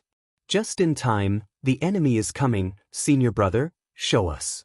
Although Cuchulain said jokingly, his expression became serious. Boom! Moo!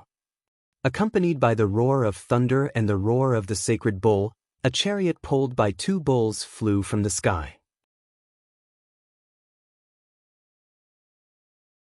Chapter 364.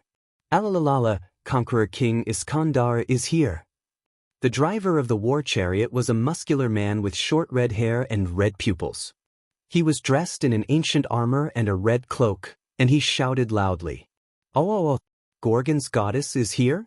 Well, it looks like you have been captured, Sure enough, the conqueror King Alexander the Great. Iskandar's king's temperament was really heroic. Everyone couldn't help but think of the word heroic in their hearts. Forget it, do as you wish.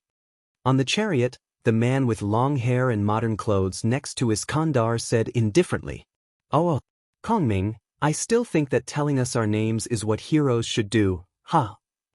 Iskandar's bearded face that was connected to his hair laughed and patted the shoulder of the young man called Kongming. Well, that guy exposed Castor's real name again. Wu Ming's guess was right, this was not Ermero II, but a servant who came through Ermero II's body. So, this cautious servant is the resourceful military counselor, Zhuge Kongming. Cuchulain nodded.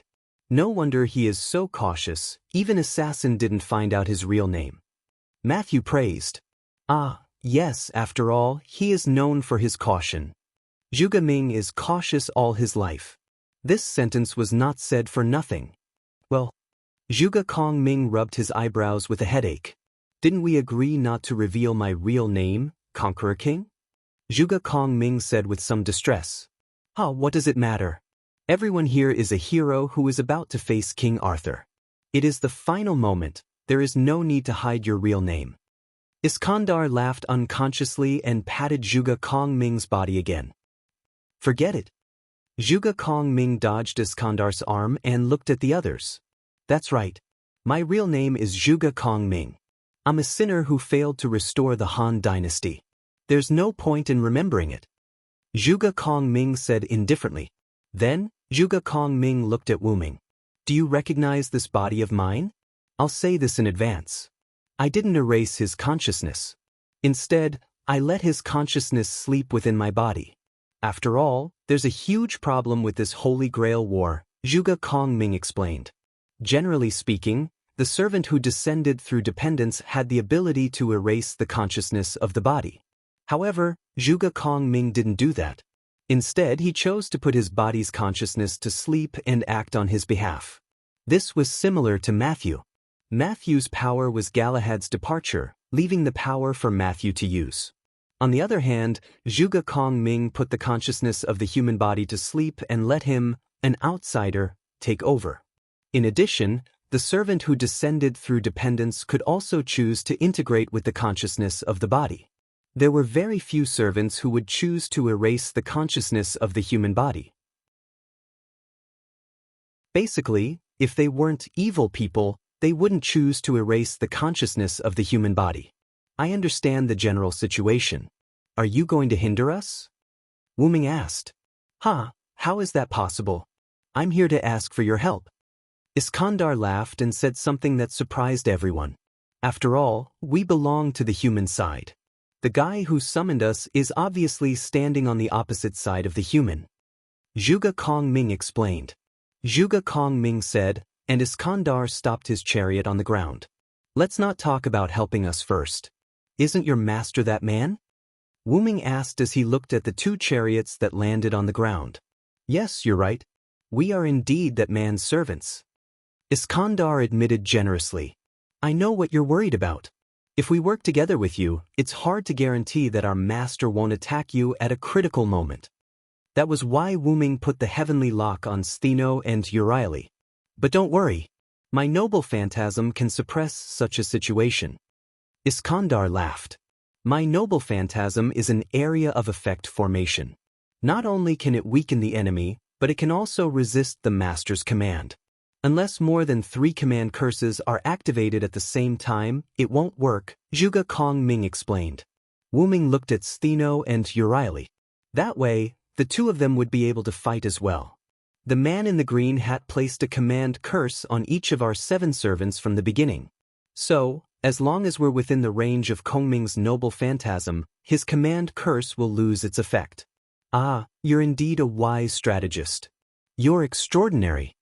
Iskandar laughed again and patted Zhuge Kongming's shoulder. However, Iskandar did not notice that Zhuge Kongming was about to lose it. The man in the green hat has been with Saber all this time, and he doesn't show any signs of leaving. So, I've hidden my noble phantasm in the big hole in Winterwood City. You just have to activate it when the time comes, Zhuge Kongming explained. I see. Wu Ming looked at his companions and nodded. Well then, I wish us a pleasant cooperation. Wu Ming said with a smile and extended his hand. Pleasant cooperation. Zhuge Kongming also extended his hand and shook hands with Iskandar. By the way, do you guys want to be my subordinates? Iskandar looked at Wu Ming and the others with joy. Sigh. Matthew and Godotzi were stunned. Olga Marie shook her head disinterestedly. Stheno, Euryale, and Medusa shook their heads without even thinking about it. Sorry, I don't want to be someone's subordinate. I want to be free. Besides, I already have a master. Cuculin grinned and pointed at Godotzi behind him. How about you, assassin? Your assassination skills are superb. I didn't even notice you. However, you don't look like a villain, so I welcome you to join my army. Iskandar saw that everyone rejected him and looked at Wu Ming, who had yet to speak. Wu Ming smiled at Iskandar's words. I've taught many kings. You don't need me to teach you. The one beside you is enough. Wu Ming's meaning was obvious. He chose to reject as well. I've said it before. With their personalities, they won't be your subordinates, Zhuge Kongming said calmly. You won't know if you don't try. What a pity. Iskandar saw that no one wanted to join his army. He was not embarrassed. Instead, he laughed happily. At this time, Wu Ming's words attracted Olga Marie's attention again. Even Matthew, Godotzi, Anna, and even Cuculin looked at Wu Ming in surprise. Stheno and Euryale, who had already seen Wu Ming's identity through the goddess god core, were not surprised. Senior brother, you've been through a lot. But it seems like you're doing well, Cuculin praised. Well, I've been through a lot. However, I'll tell you about it when I have the chance. Wu Ming smiled at Godotzi, Matthew, and Olga Marie's curious faces. Then Wu Ming walked forward.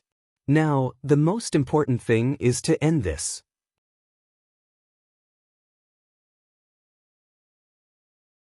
Chapter 365. With the addition of Iskandar and Zhuge Kongming, the pressure on Wu Ming and the rest was significantly reduced. Now, the only enemies left were Artoria, Karna, and Leviticus. It was undoubtedly much easier. Then the two groups separated. Wu Ming and the rest were working together with Iskandar, but there was no need for the two groups to work together. In order to prevent us from being discovered, let's split up temporarily. When you reach the big hole, we'll come to support you. After that, Iskandar and Zhuge Kongming continued to carry out the mission of the command incantation, which was to kill all living creatures. However, in Winterwood City, the only living creatures were Wu Ming and the rest, as well as their servants. Therefore, the command incantation was not convincing at all. In addition, a long time had passed, so they knew that the command incantation's coercive power had basically disappeared. Naturally, Stheno and Euryale felt the same way. However, to be safe, Wu Ming did not let them come into contact with Enkidu. After all, there was nothing wrong with being cautious. While Iskandar and Zhuge Kongming were constantly destroying the destroyed houses, Wu Ming and the rest were heading toward Winterwood City in Yuanzhong Mountain. When they were almost at the foot of Yuanzhong Mountain, Wu Ming realized that something was wrong. The concentration of magic on Yuanzhong Mountain was a little high. Boom! At that moment, the sound of an explosion came from the mountain. Gilgamesh has encountered an enemy. Wu Ming took a step forward and headed toward the direction of the explosion. Pay attention to the surroundings. After that, Wu Ming disappeared. Near the top of Yuanzhong Mountain, two figures were moving rapidly. Whoosh whoosh whoosh. Golden ripples constantly emerged from the back of the golden figure. Countless relics were shot out, and the target was the other golden figure. Bang bang bang. However, the golden red figure's martial arts skills were extraordinary. The strange long spear in his hand was constantly waving, knocking away the treasures one after another. Damn it! You bastard! How dare you shoot down this king's mount? As he spoke, Gilgamesh kept activating the gate of Babylon, and countless relics were shot at the spearmen again. The order I received is to kill anyone who dares to go up the mountain. Your Vimana is also a forbidden item, Gilgamesh. The spearmen said Gilgamesh's real name. Then you shall receive the king's wrath. Karna. That was right. The one who was fighting with Gilgamesh was Karna, the hero of India. Karna was originally ordered to go to Winterwood City to kill all living creatures, but there were basically no living creatures others as followers. It was at that time that Karna discovered Gilgamesh, who was hanging out outside. He's is not a servant. Karna had Karna sneak attack, Karna do us to us. Although Gilgamesh was quite arrogant, he did have the right to be arrogant. Under the attack of Karna's Brahma, cursed me, Brahma, Kundala, Gilgamesh successfully released a shield from his treasury before the attack arrived and blocked Karna's throwing relics. Then the two of them began to fight. However, Karna seemed to have received some kind of message, and he abandoned the battle and fled. Gilgamesh did not chase after Karna, saying that he was a bastard who ran away. Just now, when Gilgamesh drove the Vimana to the top of the Uzong mountain, suddenly, another Brahma, cursed me, Brahma, cursed me, spear pierced through the Vimana, and the Vimana disappeared in the starlight. On the other hand, Gilgamesh, who was sitting on the Vimana, was incomparably furious. How dare a bastard shoot down this king's ride? This king will make you regret your blindness. Therefore, the two of them began to fight. The two of them were able to recognize each other because their respective characteristics were somewhat similar, and Wuming and Lev had also told Gilgamesh and Karna about the enemy's characteristics. In addition, the two of them were not very far from each other, so naturally, they knew each other's identities. Come on, Hero King, Gilgamesh. Although he was surprised that the Hero King, Gilgamesh, was a woman at first, Karna did not underestimate Gilgamesh. After a series of actions, Karna could see that Gilgamesh was a powerful king. Then hundreds, and even thousands of golden ripples appeared, surrounding Karna and Gilgamesh. Then, hundreds and thousands of relics slowly emerged from the golden ripples. You should be satisfied to be bombarded by so many relics, Karna? Gilgamesh mocked Karna. Karna did not speak. Instead, he carefully looked at the weapons and relics. According to Karna's analysis, the only weapons that could pose a threat to him were divine weapons and weapons with the special ability to ignore defense. After all, Karna's golden armor could weaken all damage, and he knew 1/10 of it was a divine artifact armor. It was said that the armor given by the sun god, Surya, condensed light itself. It was said that even people could not hurt Karna at all. If Karna had enough mana, he could even keep his body unharmed. Lev, who had established a contract with the seven servants, naturally had enough mana, so Karna was now very strong.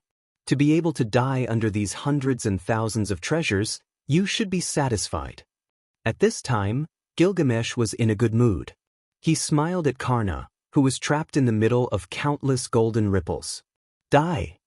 After that, the hundreds and thousands of relics all shot toward Karna from the golden ripples. At this time, Karna also moved. Boom, boom, boom. That was the sound of countless relics exploding when they hit Karna. Bang, bang, bang, bang. The sound of hard objects colliding was constantly heard. That was the sound of Karna knocking away the relics. As for the treasures that were shot at Karna and touched him, they all exploded. The wind and flames from the explosion shone brightly on Karna, but Karna continued to selectively deflect some of the treasures away. Without exception, all the treasures that were sent flying by Karna were treasures that could restrain Karna's divinity armor. As for the treasures that attacked Karna's body, they couldn't even break through Karna's defense. It must be noted that Wuming defeated Karna last time because Karna's golden armor had disintegrated. Taking advantage of that opportunity, Wuming injured Karna with his light cannon. Do you think it's that easy? Gilgamesh sneered.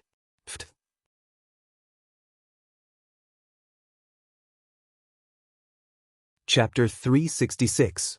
Puk Dash. Several noble artifacts pierced through Karna's body, and blood splattered everywhere.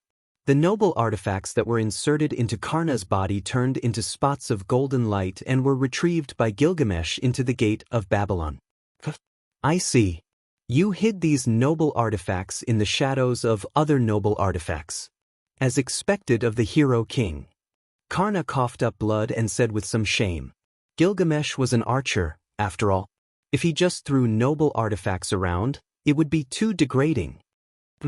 Bastard, this is the price you pay for attacking this king, Gilgamesh said disdainfully. At this moment, a huge dark purple tentacle that looked like an octopus suddenly broke out of the ground.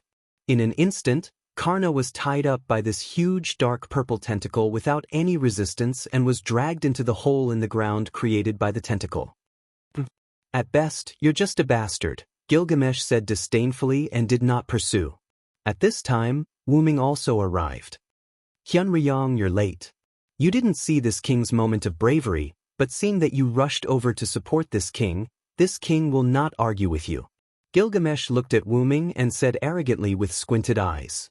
In the eyes of others, Gilgamesh was like a breeze, but at this time, Gilgamesh gave Wuming the feeling of a dog asking for praise from its owner. Yes, so your majesty has the enemy left? Wuming said as he looked at the hole in the ground. Here, this is the hole.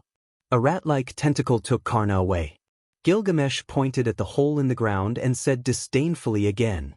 Tentacle? Wuming frowned. He had never heard of an enemy servant that could use tentacles. Thinking of this, Wuming squatted down and looked at the hole in the ground. There was a trace of mucus on the edge of the hole. At this time, Gadotsi and the others hurriedly ran up the mountain. Gadotsi and Sakura Madu were both held by their respective servants. Olga Marie's servant, Wuming, had already run up, so Kukulin was the one holding her. But, let go of me. Olga Marie said to Kukulin behind her with a red face. The reason Olga Marie became like this was because Kukulin lifted Olga Marie by her collar. It's really troublesome. Anna and Mashu have their own masters, and the two goddesses over there won't do such a rough job. I'm the only one left and they won't let me hug them, so I can only do this. With that, Kukulin loosened his grip and Olga Marie fell to the ground. Of course, she landed on her but first. Damn it. I'll remember you, Kukulin. Olga Mai stood up and rubbed her buttocks, looking at Kukulin with shame and indignation. On the other hand, Kukulin looked indifferent. After all, he would return to the martyr's palace once the Holy Grail War was over. There was no point in looking for trouble. Something unexpected has happened, Wuming said when he saw that the commotion was almost over. Then, everyone looked at Wuming. Wuming then told them what had happened. Gilgamesh and Karna fought. Then, a tentacle took away Karna, who didn't resist, leaving a hole covered in mucus. According to the information we have, the enemy doesn't have any servants with the ability to control tentacles. Olga Marie touched her chin and said, no matter if it's Karna or King Arthur, neither of them has such an ability, and the other servants have either left or are on our side. Wuming analyzed. In other words, Kukulin frowned. Is there a new servant? Gadotsi was surprised. Tachika is right. Judging from Karna's appearance, the man in the green hat must have summoned another servant. Wuming said solemnly, who the hell is that guy? He can summon an unlimited number of servants. What a troublesome enemy.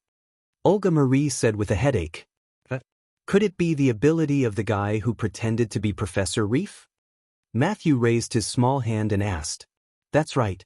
The other party can provide 7 servants at once, and he has the purpose of destroying the world. It's very likely that he's not human. Gadotsi said excitedly as if she had discovered a new continent. It's not impossible, but I think it's more likely that the other party summoned another servant. Wuming didn't deny Gadotsi's theory, but proposed another possibility. Since the other party can provide 7 servants at once, then it's not impossible to summon another 7 or even more. Assassin is right. We have to prepare for the worst. Olga Marie also nodded.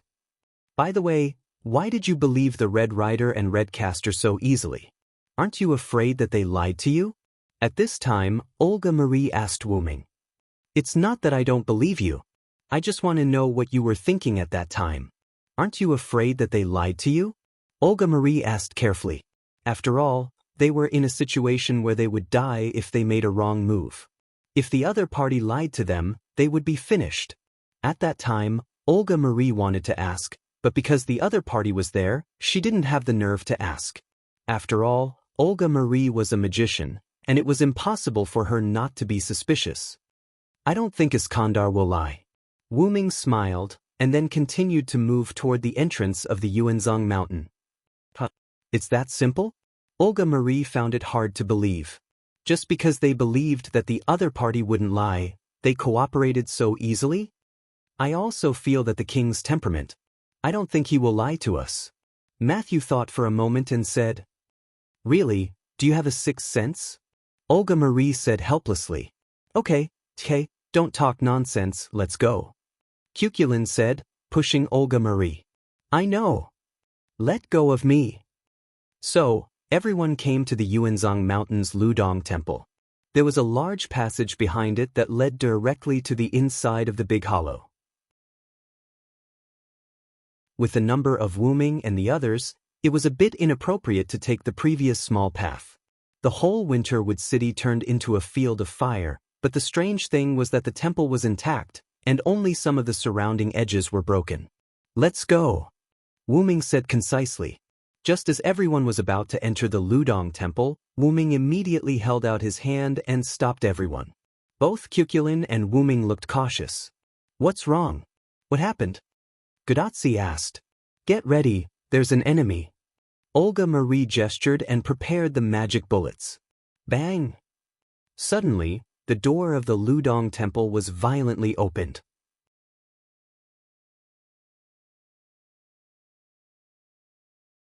Chapter 367.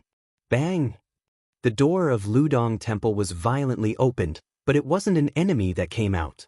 Instead, it was an octopus-like monster that was as tall as a person with tentacles. In just a few seconds, countless sea monsters filled the Willow Cave Temple. They kept pouring out of the Willow Cave Temple's entrance and rushed towards Wu Ming and the others. What? What is this? It's disgusting. Gadotsi was shocked. There was no need to look closely. These monsters were covered in mucus, and the ground they passed through was wet. Olga Marie didn't say anything, but her legs were trembling. Sakura Madhu shrank into Anna's arms in fear. Matthew was also afraid, but he still held on. He immediately raised his shield and stood in front of Gadotsi and Olga Marie. Only Gorgon's sister, Stheno, and the others weren't afraid of these things. These things look like sea monsters. Stheno looked at the tentacle monsters that were advancing and frowned in disgust. Although she wasn't afraid, she still felt disgust. Even the goddess hated these things. These things aren't worth this king's time. I'll leave them to you. With that, Gilgamesh's spiritual form disappeared. It seemed that she also hated these tentacles. Sure enough, these tentacles have a special attack on women. Wuming thought. Leave it to me, Anna said and handed Sakura Madhu to her sister. Then she rushed into the sea monsters with her scythe. No one objected. After all, Anna's scythe was more effective against these things that could infinitely regenerate as long as they had magic. The immortal slaughtering blade, Harp. This was the divine sword that had killed the demon Medusa. It could restrain some undying creatures and cause irrecoverable wounds to the opponent. For some inexplicable reason, this sword turned into a scythe and became Anna's weapon when she descended as a lancer. Swish, swish, swish. Just a casual slash was enough to kill a large number of sea monsters in front of him. The power of the undying slaughter blade, Harp, completely killed these sea monsters that should have been able to regenerate. However, it was a little difficult for Anna to deal with the sea monsters that were still pouring out continuously by herself. Boom! A violent explosion came from beside Anna. The sea monster in front of Anna was blown to pieces. Anna turned around and looked behind her. Cuculin raised his staff, which was smoking like a gun shaft that had just been fired. Blow them to smithereens. I don't believe they can recover. Cuculin grinned. However, Anna was a little dissatisfied. Cleaning up these sea monsters was her mission. The enemy should have discovered us. Let's finish them off and leave as soon as possible. Wu Ming tried to persuade Anna. Then, Anna nodded with a frown on her face, but she still looked unhappy. Then I won't hold back, Cuchulain said, laughing wantonly. The Lune rune in his hand kept drawing. Countless flames shot at the sea monsters, setting off a series of explosions. Boom, boom, boom. This series of explosions had killed almost 1/3 of the sea monsters. At this time, a few rune stones fell into the center of the remaining sea monsters, producing golden flames. Boom, boom. Then Cuchulain looked at Wu Ming. The two of you should hurry up. Wu Ming smiled, then threw the Lune rune stone in his hand at the sea monsters again. Are we going to compete? I won't lose, Cuchulain said excitedly, attacking the sea monsters frantically. In less than 5 minutes, the sea monsters that covered the sky disappeared, leaving behind a faint layer of black dust and traces of various elements. Ice, water, fire, wind, thunder, electricity, earth.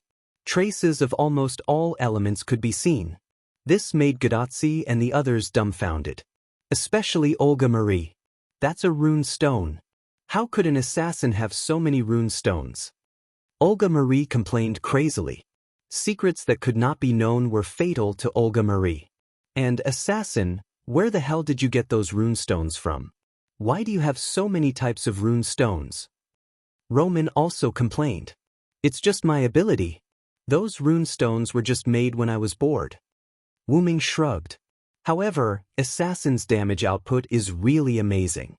Matthew wiped the cold sweat off his forehead. After all, Matthew and the others had been watching from the side. Wu Ming's damage output was almost higher than Cuchulain's. Cuchulain's attack was just a simple red burst of flames, while their Lune rune stones were all kinds of elements, so it was easy to distinguish. The reason why Matthew said this was because of the difference in their ranks. Cuchulain was a caster, so it was normal for him to have AoE damage. After all, he was a mage cannon. However, Wu Ming was not a caster, but an assassin. As an assassin, he was even more AoE than a caster. It was simply outrageous. I've handed over almost all the offensive runestones I've made in the past. It's normal for them to have such an effect, Wu Ming said with a smile. He opened a part of the Dragoness space in the center of his palm and threw out a large number of Lune rune stones from his noble phantasm. Because they were in a hurry, Wu Ming bombarded the sea monsters indiscriminately at a speed that even Ma Shu couldn't see clearly. Together with Cuchulain, the two of them were able to destroy all the sea monsters that could affect the entire Fuyuki city in 5 minutes. There was another reason why Wu Ming used up all the Lune rune stones. After all, they can be made in the future, can't they? These rune stones were made to deal with situations similar to this. Wu Ming smiled. At this time, Gilgamesh lifted his spirit form. As far as actors are concerned, these pieces of trash are not qualified at all, but they let me see a good show. Gilgamesh looked at the debris on the ground and said sarcastically, "If you could help me, it would be much easier." Wu Ming shrugged his shoulders. This king said that these things are not worthy of this king's help. Gilgamesh glared at Wu Ming fiercely. Yes, then let's go, the enemy is waiting for us, we can't lose the limelight. After dealing with Gilgamesh, Wu Ming said to everyone, "It seems that you are getting bolder and bolder, Hyun Ryong." Looking at Wu Ming and others who had walked away, Gilgamesh, who fell behind the crowd, said angrily. But then Gilgamesh's anger turned into joy, and he followed the crowd in his spirit form. Seeing your relationship with this king forgives your willfulness, Hyun Ryong. Thank you very much, king. Wu Ming smiled without turning his head. Soon, Wu Ming and others left the Yuzong Mountain Ludong Temple and came to the Yuzong Mountain Big Cave. Wu Ming, Gilgamesh, Cuchulain, Matthew, Anna, Stheno, Euryale, Grutzi, Olga Marie, Sakura Midu. 7 servants and 3 masters, the troops that caused the chaos of this era, arrived at the Demon King's castle.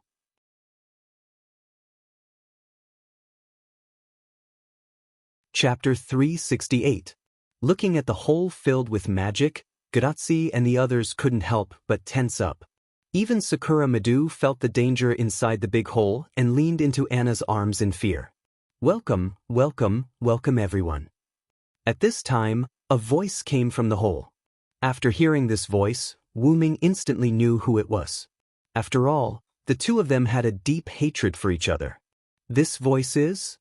Olga Marie was a little excited. Matthew and Gadotzi were also surprised. Even Roman, who turned off the virtual screen to make it easier for everyone to move, appeared again. Everyone looked at the shadow. A figure came out from the shadow of the hole, wearing a green top hat, green clothes, brown hair, and a gentle smile. Lev! Olga Marie shouted excitedly. That's right, it was Lev Lenore Floros. Lev, it's great that you're okay. Olga Marie was about to walk over, but she was stopped by Wu Ming and interrupted. Calm down, Olga, he came from the enemy's base. Olga Marie looked at Wu Ming and then looked at Leviticus. Although her eyes were still anxious, Olga Marie had calmed down and wouldn't defect to the enemy. After Wu Ming's persuasion, Olga Marie was now very calm. If it was the previous Olga Marie, she would have rushed over when she heard Lev's voice. Lev, are you still alive? At this time, Roman asked cautiously. It's Romani. I remember I should tell you to go to the control room immediately. Why didn't you listen to me? Although Lev still had a gentle face and tone, everyone could feel the anger in his words. Lev. Romani looked at Lev in disbelief. Now, not only Roman, but also Matthew and Grazi had seen that there was something wrong with Professor Leviticus. Lev. You're not a fake Lev, are you? Olga Marie asked. Leviticus' years of experience and habits made Olga Marie see that, as Wu Ming said, the other party was not a fake Leviticus. Yes, Olga, I am indeed Lev Lenore Floros. Lev smiled and looked at Olga Marie. By the way, you're also working hard, Olga. Lev said. It's okay, but I have a follower. Olga Marie smiled. She also saw that this Professor Lev was a little different from the previous Lev, but there was no doubt that this was the real Leviticus. However, Lev's words made Wu Ming's words. Later, as if confirming Wu Ming's guess, Lev said those words. You actually died a long time ago. Sure enough, Wu Ming frowned. Since Lev said to let Roman go to the control room, Wu Ming guessed that the explosion in the control room was Lev's doing. Now, it seemed that he was right. After Lev finished speaking, Olga Marie was a little sluggish and made a puzzled sound. I'm dead. Olga Marie said with some disbelief. That's right, Olga. I put the bomb under your feet. I didn't expect you to still be alive. No, I should say that you're still alive in the state of a spirit, Lev explained to Olga Marie kindly. The bomb under my feet. Olga Marie's voice was a little trembling. Yes, Olga, now you can't go back to Chaldea, because your body is dead. There is only one result if you go back to Chaldea, that is, with the disappearance of your consciousness. In an instant, Lev's expression became terrible, and the corners of his mouth almost reached his ears. I am already dead, Olga Marie said with a desperate and trembling voice. Director, Grazi, Matthew, and Roman were also affected by Lev's words, and looked at Olga Marie sadly. Pa! Suddenly, someone flicked Olga Marie's forehead. It hurts. Olga Marie covered her forehead, and looked at the guy who flicked her forehead with tears in her eyes. You lost hope because of the enemy's words? This is not what my master should be like. Wu Ming looked at Olga Marie's eyes and said helplessly. Humans are a group of creatures with short lives and afraid of death. But because of this, humans will do something when they know that sooner or later they will die. Then, Wu Ming turned to look at Leviticus. Let's not talk about whether this guy is lying to you or not. If we can't restore this singularity, I'm afraid that not only Olga Marie, but also Tachika, Matthew, and even Roman will die. After Wu Ming said that, everyone realized. Yes, if the singularity couldn't be restored, humans would be completely wiped out in a year, and there was no difference between dying now and dying a year later. So, even if it was for themselves, in order to save humans, they had to win. And didn't I say that I can lend you my shoulder at any time? I like you very much as a master. Wu Ming smiled. I'm sorry. Olga Marie apologized and wiped the tears from her eyes. I am the director of Chaldea, the master of the famous clock tower Animusphia, one of the 12 monarchs, Olga Marie Asmaret Animusphia, the captain of the team who restored the singularity and saved humanity. How could I fall here? At this time, Olga Marie regained her confidence. Lev betrayed me, but I still have my followers, I still have people I can rely on, I will never fall. Seeing Olga Marie like this, Gadotsi and the others breathed a sigh of relief and smiled with relief. Sure enough, assassin, you are a scourge. Looking at Olga Marie, who regained her courage, Lev looked at Wu Ming expressionlessly. Then I'm sorry, I especially like to scourge those villains, especially the fake gentleman wearing a green hat. With that, Wu Ming deliberately took off his black hat and made a noble salute. Did you know? I was going to burn down this era and give the Holy Grail to Queen Arthur. I was going to leave this era, but who told me to meet you? Lev didn't care about Wu Ming's mockery and continued speaking calmly. My idea is right, the last master of humanity can't do anything, the dead Olga Marie can't do anything, these tools, followers, can't do anything. Then, Lev showed a terrible expression. The most important thing is you. But, in an instant, Lev returned to his amiable appearance. But it doesn't matter, you're going to die anyway, I'll be merciful and forgive all the things that annoy me. You really dare to say that? Bastard! Whoosh whoosh whoosh. Poochie.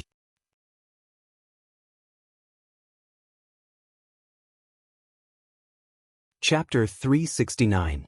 4 noble phantasms pierced through Lev's body. Gadotsi couldn't help but turn his head away. No matter what, they were acquaintances after all. He really couldn't bear to look at it. Oh, Hero King is still grumpy. Although Lev was pierced through by Gilgamesh's noble phantasms, he didn't die. Everyone looked and saw Lev's body shaking slightly. This was obviously a projection. I've been in Chaldea for so many years. I can use this kind of projection. Roman and Olga Marie frowned. Lev then looked at Gilgamesh, who was expressionless. Ignoring the fact that assassin is here, Hero King Gilgamesh is considered one of the best tools. I wouldn't dare to come alone. Bastard! Gilgamesh glared. Lev's word tool obviously angered Gilgamesh. I think so too. With your kind, it's unlikely that you'll face us. Wu Ming said sarcastically. Whatever you say. Now, enjoy the feast I've prepared for you. Lev smiled at Wu Ming's sarcasm. After that, Lev's figure disappeared like a screen without electricity.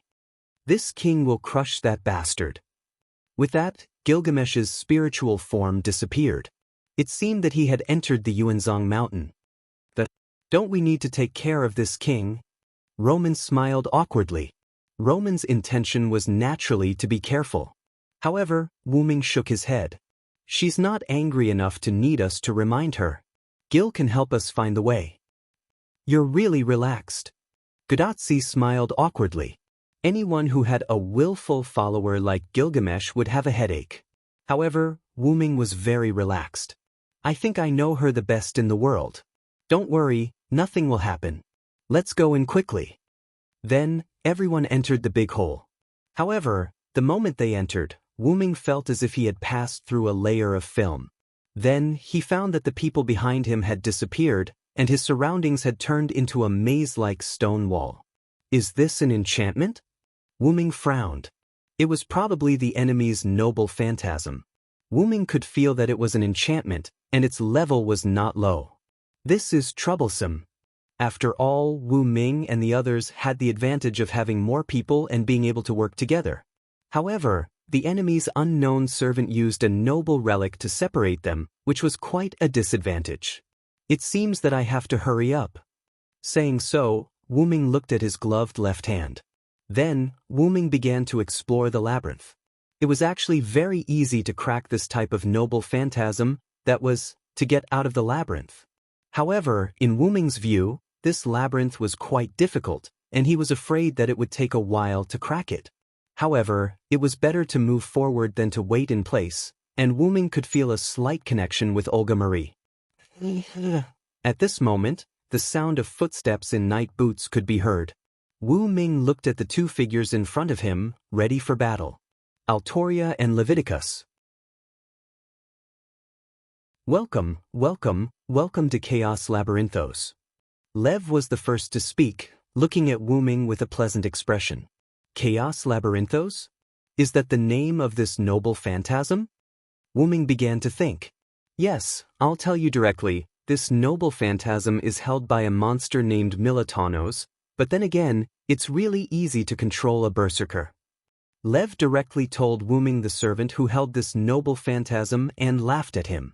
So, your purpose of separating us is to defeat us one by one, Lev? Wu Ming smiled indifferently. That's right, but don't be mistaken, I don't want to use King Arthur's sacred sword. Lev admitted generously. I think so. Wu Ming sneered. The feeling between Wu Ming and Lev was comparable to life and death enemies, and they would not let go of the opportunity to kill each other. You didn't leave this era, but stayed. I'm afraid it's because of this, right? Wu Ming asked. Yes, I don't know why, but when I think of killing you with my own hands, I feel very happy. Lev grinned and looked at Wu Ming ferociously.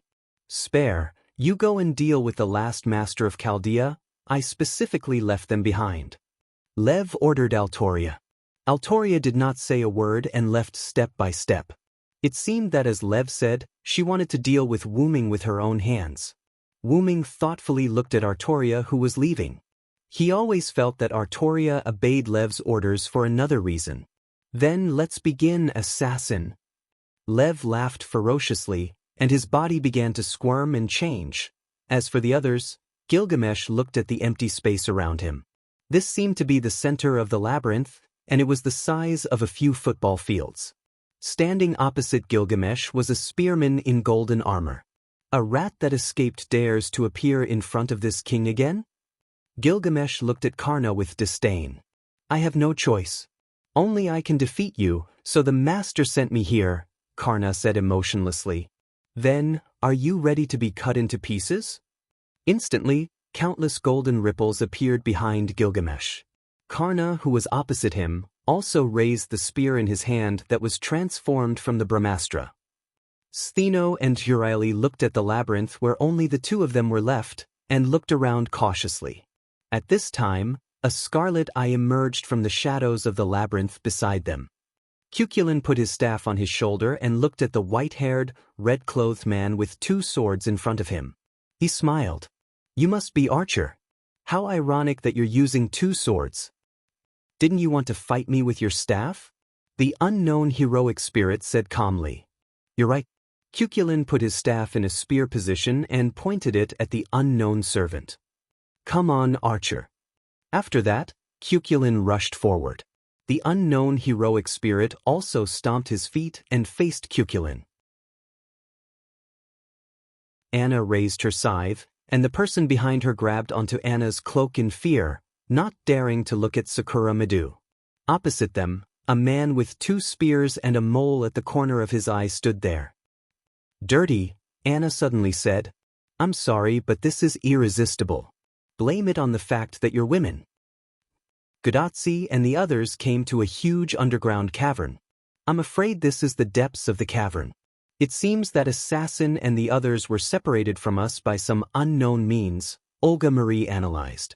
At this time, the sound of iron boots stomping on the ground was heard. The Dark Knight King appeared in front of everyone. Everyone's battle on every battlefield had begun.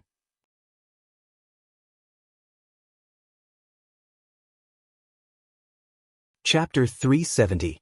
Wu Ming looked at the giant flesh pillar with countless huge eyeballs in front of him, and then looked at the black mud-like liquid that it was emitting.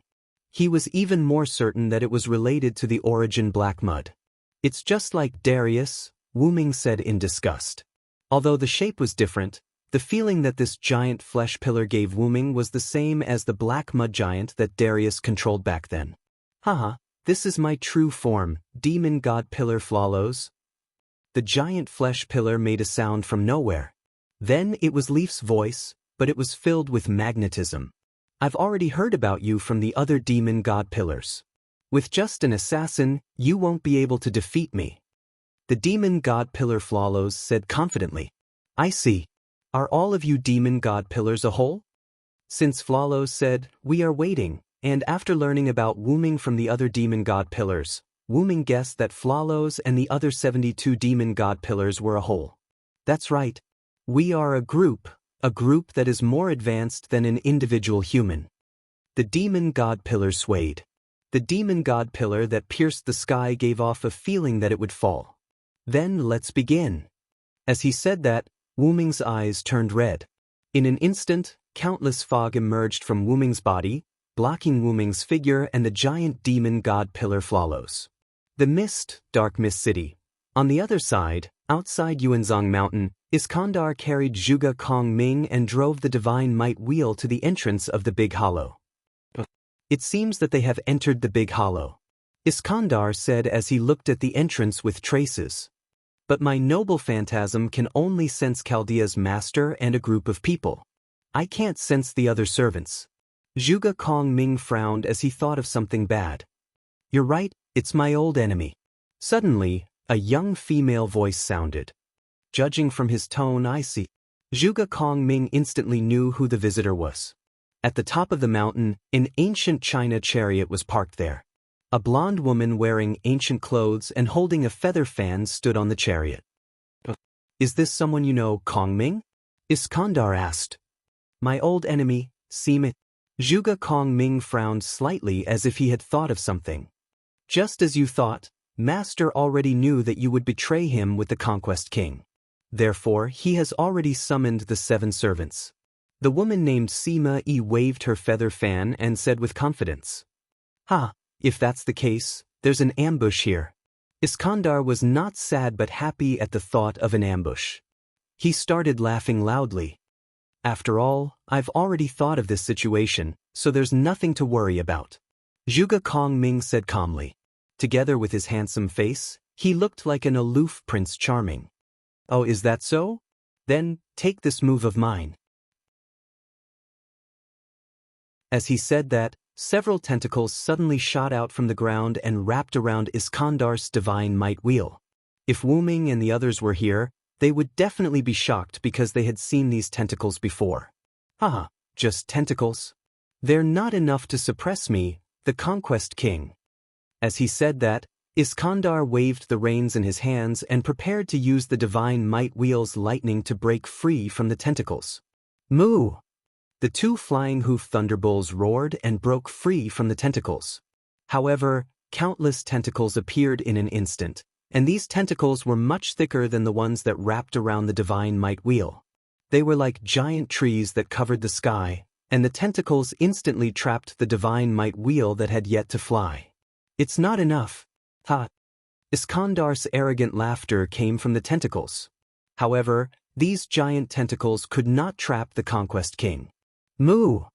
As the flying-hoofed thunderbolts roared, the divine might wheel tore apart the giant tentacles and then rushed into the sky. When did you start to use these things, Sima? Zhuge Kongming said calmly. Of course, you can use illegal means at the right time, and this isn't something that I would do. As if responding to Sima Yi's words, an entrance opened in the group of tentacles that were still dancing on the ground. A man wearing a wizard's robe with protruding eyes and pale skin appeared. Greetings, military advisor. As he spoke, the man bowed to Sima. Let me introduce you, this is Castor, magician. His real name is the French Martial Guild Array of the British and French war species.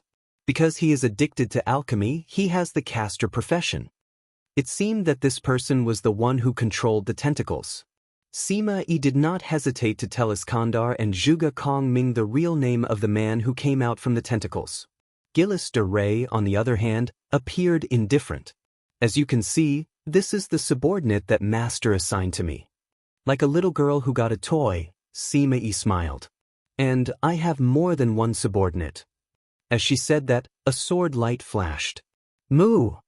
Iskandar's flying-hoofed thunderbolt screamed and fell with the divine might wheel. In an emergency, Iskandar grabbed Zhuge Kongming's collar, jumped down from the divine might wheel, and landed firmly on the ground. That sword is? Iskandar, who was also a king, saw that the servant who released the sword light was a king. She had long white hair, rather revealing white clothes, dark skin, and a rainbow-colored sword in her hand. The girl's figure slowly appeared. "I am the destroyer of all civilizations," the girl said expressionlessly. "This is the Hun emperor who once conquered Europe, known as God's Whip, Attila." Sima introduced again. "I have another subordinate, but I don't think it's necessary, so I let her move freely," Sima said casually. "How arrogant. This is not like you, Sima." Zhuge Kongming mocked Sima. "Hee, other people aside, Attila with the war god's sword is enough to defeat you. Do you want to try?" Sima said provocatively and looked at Iskandar. "Ha, that's exactly what I want. To be able to fight against the famous military commander Sima Marshal Gilles de Rais of France, and the Hun emperor with the title of God's Whip. This is a rare opportunity." Iskandar laughed and did not look timid after losing the divine might wheel. "Then, let me show you my king's road." After a few seconds, the clamor outside Yuanzhong Mountain was gone and it was completely quiet. However, the battle was still going on in a place that could not be seen.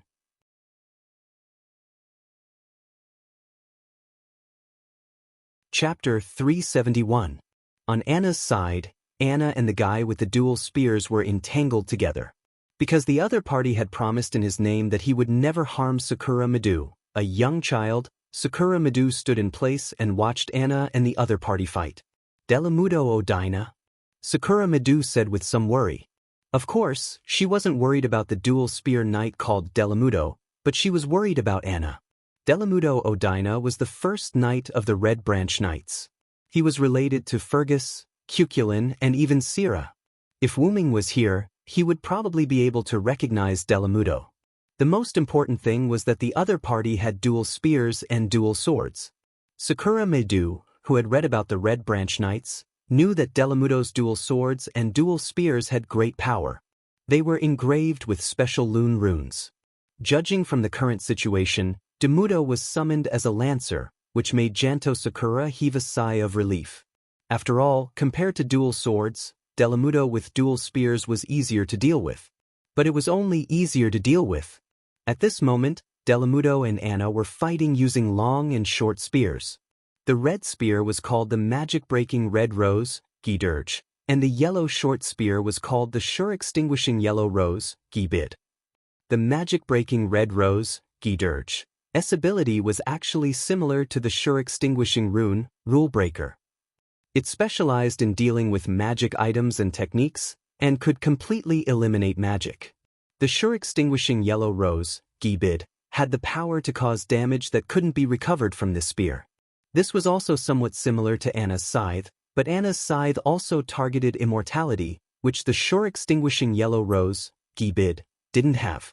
But because of this, the confrontation between Anna and Delamudo made Sakura Madu nervous. Delamudo was a hero who had been famous for a long time, and Anna was an immature young Medusa.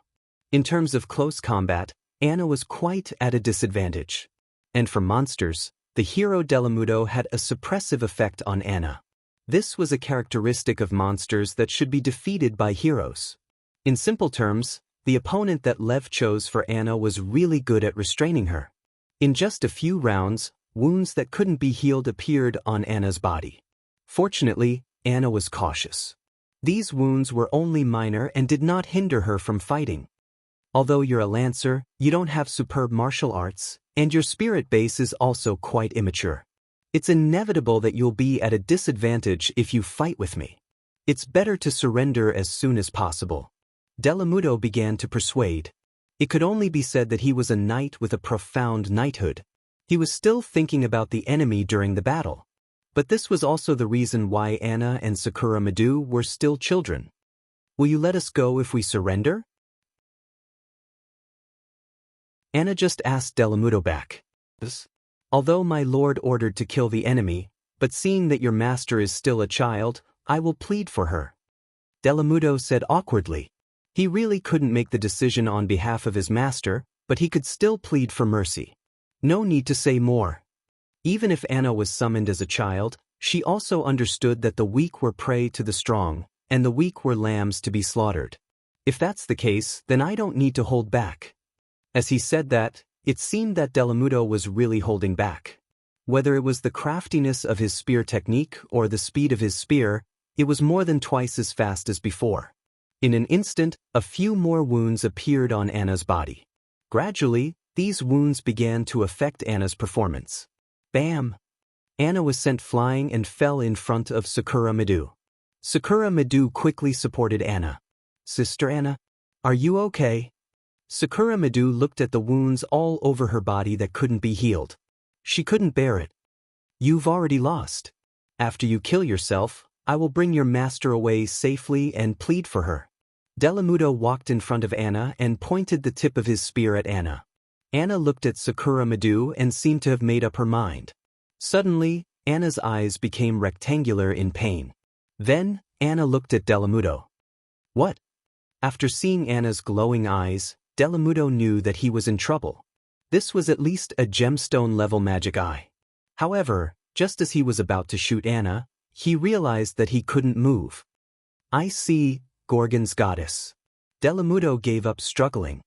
He looked at his body that was turning into stone starting from his legs and smiled. "I wish you success.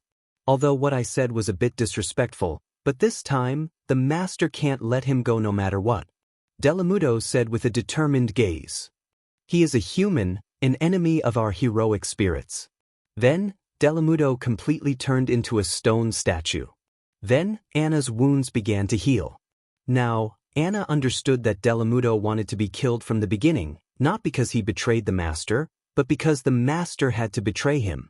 After Anna, who didn't like to use the magic eye, used the petrifying magic eye, Delamudo didn't resist and left the stage. After all, even if he couldn't move, he could still struggle. Anna felt that Delamudo gave up struggling after he felt that he couldn't move at first and accepted his defeat. As the military advisor said, Delamudo lost.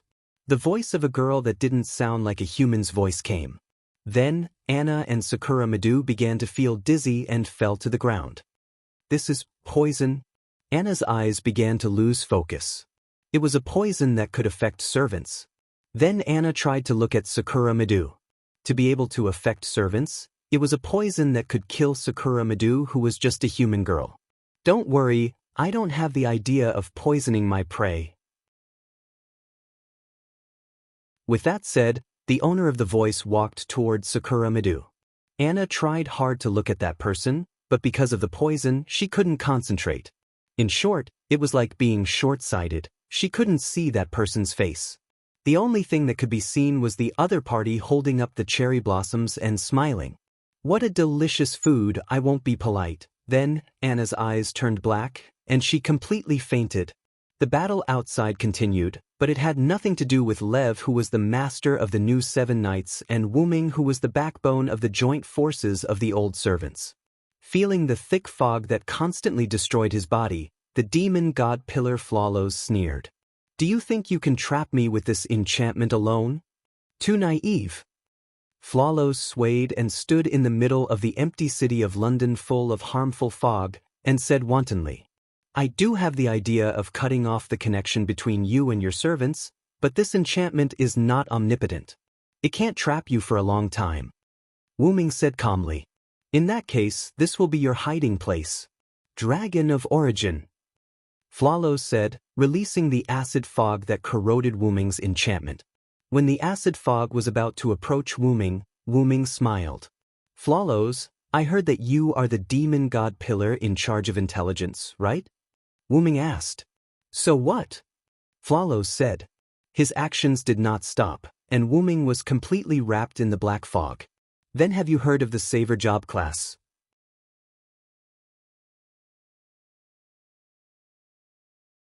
Chapter 372. In the center of the city of London filled with white fog, on the towering demon god pillar, countless eyes were blinking. At the same time, a black fog that represented an ominous color constantly emerged from the demon god pillar, quickly diffusing in the city of London, trying to swallow everything. And at this moment, a little golden light vaguely flashed from the black fog. Boom! As if something had exploded, a gap was opened in the black fog, and a golden light shot straight up into the sky. What? Accompanied by Lev's magnetic voice, the demon god pillar also made an indescribable scream. Let me praise your courage first. Demon god pillar Floros, after knowing my identity, you should have run away immediately. After all, as an assassin I can't chase you. Wu Ming's voice came from the golden light pillar. But you didn't. You thought that I am now a clone, and you can kill me. I have to say, you are extremely stupid. The golden light disappeared, and Wu Ming's figure appeared. She had short black hair, red pupils, pure white clothes with golden patterns, and a golden headband that looked like an olive branch was firmly placed on her head.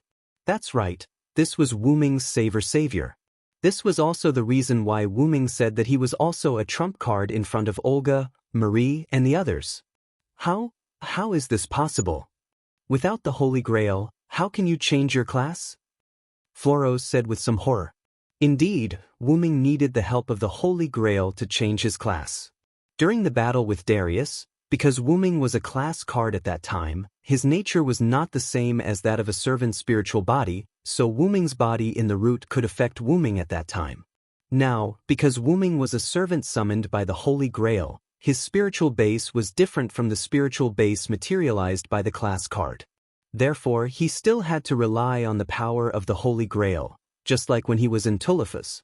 And Floros, who transformed into the demon god pillar, knew this, so he was not afraid of Wu Ming. After all, the Holy Grail had been stuffed into Artoria's heart by him with the power of the demon god. Unless Wu Ming experienced a heart gouging, he could not change his class through the Holy Grail. Of course, Wu Ming did not do anything like heart gouging to Artoria. Wu Ming was able to change his class because of the Holy Grail. After all, Wu Ming had a portable treasury that could carry all the treasures in the world with him. Why would he need to do anything else? Gilgamesh's treasure vault, of course. This was also the reason why Wu Ming wanted to meet up with Gilgamesh first. When Wu Ming first came to Fuyuki City, the reason why he wanted to summon young Jill was to borrow the Holy Grail in his treasure house. After all, Wu Ming could totally cancel his promise with young Gil, break the promise. After all, if it were Wu Ming himself or some other powerful profession, he could have completed the mission of coming to this world alone.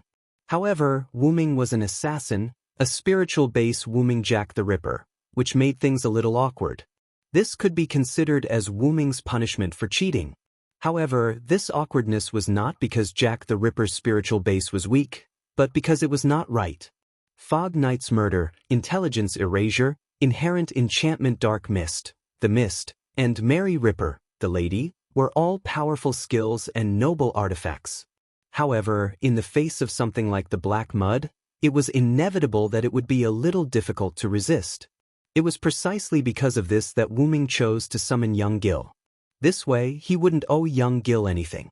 However, who would have thought that a woman would appear? Fortunately, this queen was easy to deal with, easy to get along with. After all, they were both Gilgamesh, and they both had the Gate of Babylon. They both had the Holy Grail in their treasure vaults, so there was no difference between them. Because he didn't expect the enemy to attack so quickly, and because Wu Ming didn't have time to ask Gilgamesh for the Holy Grail, he was sent flying by Artoria's Holy Sword light cannon, of course. Because Gilgamesh's Holy Grail was not the Holy Grail of the Holy Grail War, it was reasonable to say that Wu Ming shouldn't be able to use this Holy Grail to change his profession. This required Wu Ming's command incantation on the back of his left hand that belonged to Gilgamesh. The command incantation was given by the Holy Grail of the Holy Grail War, so the two were connected. In this way, Wu Ming used the command incantation and the Uruk's Holy Grail to successfully change his profession. This was the special condition that Wu Ming told Olga, Marie, and the others before. Without these two special conditions, the result of changing his profession would not be born. As for how I successfully changed my profession, you don't need to know. Wu Ming looked at the demon god Pillar Floros with a benevolent look. It could only be said that Floros' intestines were green with regret. If he knew this would happen, he would have left quickly.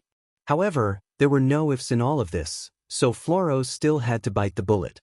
Damn it. You're just a servant. See how I'll destroy you. With Lev's angry roar, the demon god pillar also made an indescribable sound. Then, countless fog rushed toward Wu Ming, followed by countless heat rays from the eyes on the demon god pillar. Swoosh! With a flash of a sword, the attacking fog and heat rays were all scattered. The sword continued to move forward and attacked the demon god pillar, leaving a deep burn mark, as if an undead creature had touched the holy light. Ugh! What is this? Lev screamed, and the demon god pillar kept squirming to get rid of the pain. Wu Ming, on the other hand, was holding a platinum holy sword that looked like Artoria's Excalibur. Its name is Savior's Divine Sword. How is it? It's not bad, right? Wu Ming looked at the demon god pillar in the air. The sword that just broke the fog and heat rays was from Savior's Divine Sword. Damn it! Damn it! Damn it! Lev's voice was crazy, and it began to sound a little different from Lev's voice. By the way, now you should feel the malice of the surrounding air, space, and the whole world toward you, right? As if to verify Wu Ming's words, Floro's body began to gradually collapse. Nemesis of Evil was an EX level skill, and Wu Ming also hit the demon god pillar just now. Even if Floros had the black soil in his body, it was not easy. How is this possible? I'm the king's subordinate, and you want to defeat me as a servant. Ah! Demon god pillar Floros began to scream, and the indescribable screams filled the entire city of London. At this time, Wu Ming raised the Savior's Divine Sword. The tip of the Savior's Divine Sword began to gather a heat source, and the heat source gradually became larger, forming a constantly growing sun. So, from the beginning, you have no chance of winning, demon god pillar Floros. After that, Wu Ming waved the Savior's Divine Sword.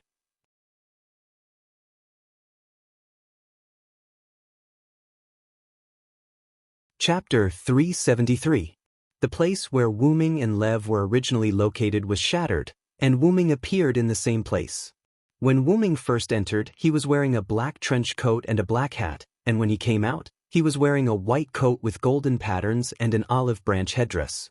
Of course, the olive branch headdress was transformed by Kalis. Wu Ming, who came out of the enchantment, was also holding a green figure who was struggling to survive. That person was Lev, who turned into the demon god pillar. At that moment, Lev's green hat was gone, and his green clothes were tattered, and he looked like he was tortured to death. But in fact, Lev just ate Wu Ming's attack. Cough. Back to the topic, Wu Ming's divine blade of salvation only knocked Leaf back to his original form. Knocking back Leaf Flawless was the demon god pillar. It was not that Wu Ming was merciful, but it was as if the two were not completely the same person. After demon god pillar Floros was defeated, Lev appeared automatically. Looking at Lev, his spirit had been completely collapsed by the world. Lev's human personality had disappeared, and now Lev was just a medium for demon god Floros. Looking at Lev like that, Wu Ming shook his head. It's a disaster to keep him alive. Although his spirit collapsed like a vegetable, his body could still summon the demon god pillar with a specific summoning method. Noble and powerful, wise and kind, I will incarnate a miracle and lead the world to the dawn. After saying that, Wu Ming entered the magician's incarnation state. Immediately afterward, Wu Ming made a slight stroke, and several lune runes appeared. At that moment, Lev's whole body was burning. After being strengthened by the magician's incarnation, the flame produced by the lune runes was a holy white flame. In just a few seconds, Lev's body was burned out, leaving nothing behind. Since the master is here, I don't know if these servants summoned by Lev will disappear. After all, because of the mutation of the Great Holy Grail, even if the master disappeared, they would not disappear. At that moment, the entire labyrinth began to shake as if it was about to be shattered. Gil! Wu Ming looked in a certain direction. Wu Ming, who became the savior, could be said to be the closest to the master's strength. Wu Ming could clearly feel the destruction of the space. It seems that Gil is also serious. Wu Ming laughed. In truth, Gilgamesh should have done this long ago. The only reason he used the good separation sword now was probably because he saw that he couldn't take down Karna, and that Karna's frenzied attacks forced him to take him seriously. Wu Ming just waited. Originally, Wu Ming wanted to use the sword, but since someone else did it for him, he didn't need it anymore. Soon, along with a series of spatial transformations, the space around Wu Ming changed. The surrounding labyrinth turned into a super big underground hole, and in that big hole, there were more than a dozen servants, including Wu Ming. But because the big hole was too vast, some servants were far away from each other. Wu Ming looked at the servant group closest to him. Euryale was sitting on the shoulder of a little giant with horns, while Stheno was taking care of the unconscious Anna and Sakura Madu behind the little giant. Wu Ming naturally saw that Anna and Sakura Madu were poisoned, and it was a very powerful poison. So Wu Ming quickly went to Anna and Sakura Madu's side. Have you finished off your opponent? Stheno said in boredom. Although Stheno's tone was light, Wu Ming could feel that he was worried about the unconscious Anna. So Wu Ming didn't say anything. Golden ripples appeared out of thin air, and 2 bottles of potions fell from it. It was an antidote from the Yggdrasil, world tree, and it was the highest level. Let them drink it. Wu Ming quickly handed 1 bottle to Stheno and let Anna drink it. Then he helped Sakura Madu up, opened her mouth, and poured it down little by little. Stheno also quickly poured the antidote into Anna's mouth. After seeing Anna and Sakura Madu's expressions soften, Wu Ming got up and went to the bullhorn giant. Because of Wu Ming's arrival, the bullhorn giant seemed a little irritable. Quiet down, Astrios. He's one of us. Euryale, who was on the bullhorn giant's shoulder, patted Astrios's head. Then, Astrios calmed down. Wu Ming understood. This should be the Militanos that Lev mentioned. I won't ask why this big guy is with you. You must be an enemy, right? Wu Ming asked Euryale, who was sitting on Asterios' shoulder. He did not care about Asterios' situation. Yes, that's right. She poisoned my sister and almost turned her master into food, Euryale explained. In other words, she almost ate Sakura Madu. In front of Wu Ming and the others, there was a monster woman with long horns on her forehead. She wore a revealing thin dress and held a large blue wine gourd in her hand. Looks like my master has failed. The monster woman wasn't nervous at all. She smiled casually. Fear the one with wings. Evil people and powerful people are all afraid of me with wings. My wings will bring you curses. Evil people can't hit me. Wu Ming disappeared as soon as he finished speaking. This time, Wu Ming didn't stay behind at all. He instantly came to the monster woman's side. The divine blade of salvation appeared in his hand out of thin air. Wu Ming slashed at the monster woman's neck heavily. The monster woman's head was instantly lopped off. At this moment, the head flew towards Wu Ming, who was extremely close. It opened its bloody mouth and bit towards Wu Ming's neck. Bang! Wu Ming sent the head flying with a punch. The head fell heavily on the ground and made a loud noise. Wu Ming looked at the monster woman, who was still alive even after her head was chopped off. He had really become a monster. What a powerful skill. It reminds me of Lai Guang. The monster woman's head smiled at Wu Ming. You're the one who surprised me. You didn't die immediately even after your head was chopped off. I can only say that you're worthy of being Shutendaji, the great monster of Japan. That's right, the demon woman was none other than Shutendaji. A monster that used poison and didn't die even after its head was chopped off. It held a wine gourd in its hand and ate humans. The only one he could think of was one of the 3 great monsters of Japan, Shutendaji. As expected, I'm too famous. I was actually discovered so quickly. Shutendaji spoke as if she was chatting with an old friend. Wu Ming didn't do anything else because he could see that Shutendaji was struggling at death's door. She wasn't far from dying. You're really optimistic. Wu Ming said uninterestedly. Hee, after all, I'm a monster. But it's a bit sad to die in the same way as you. Shutendaji smiled and then moved her body. This is an order that Master gave a long time ago using the command seal. Run as much as you want. In an instant, countless amounts of poison wreaked havoc.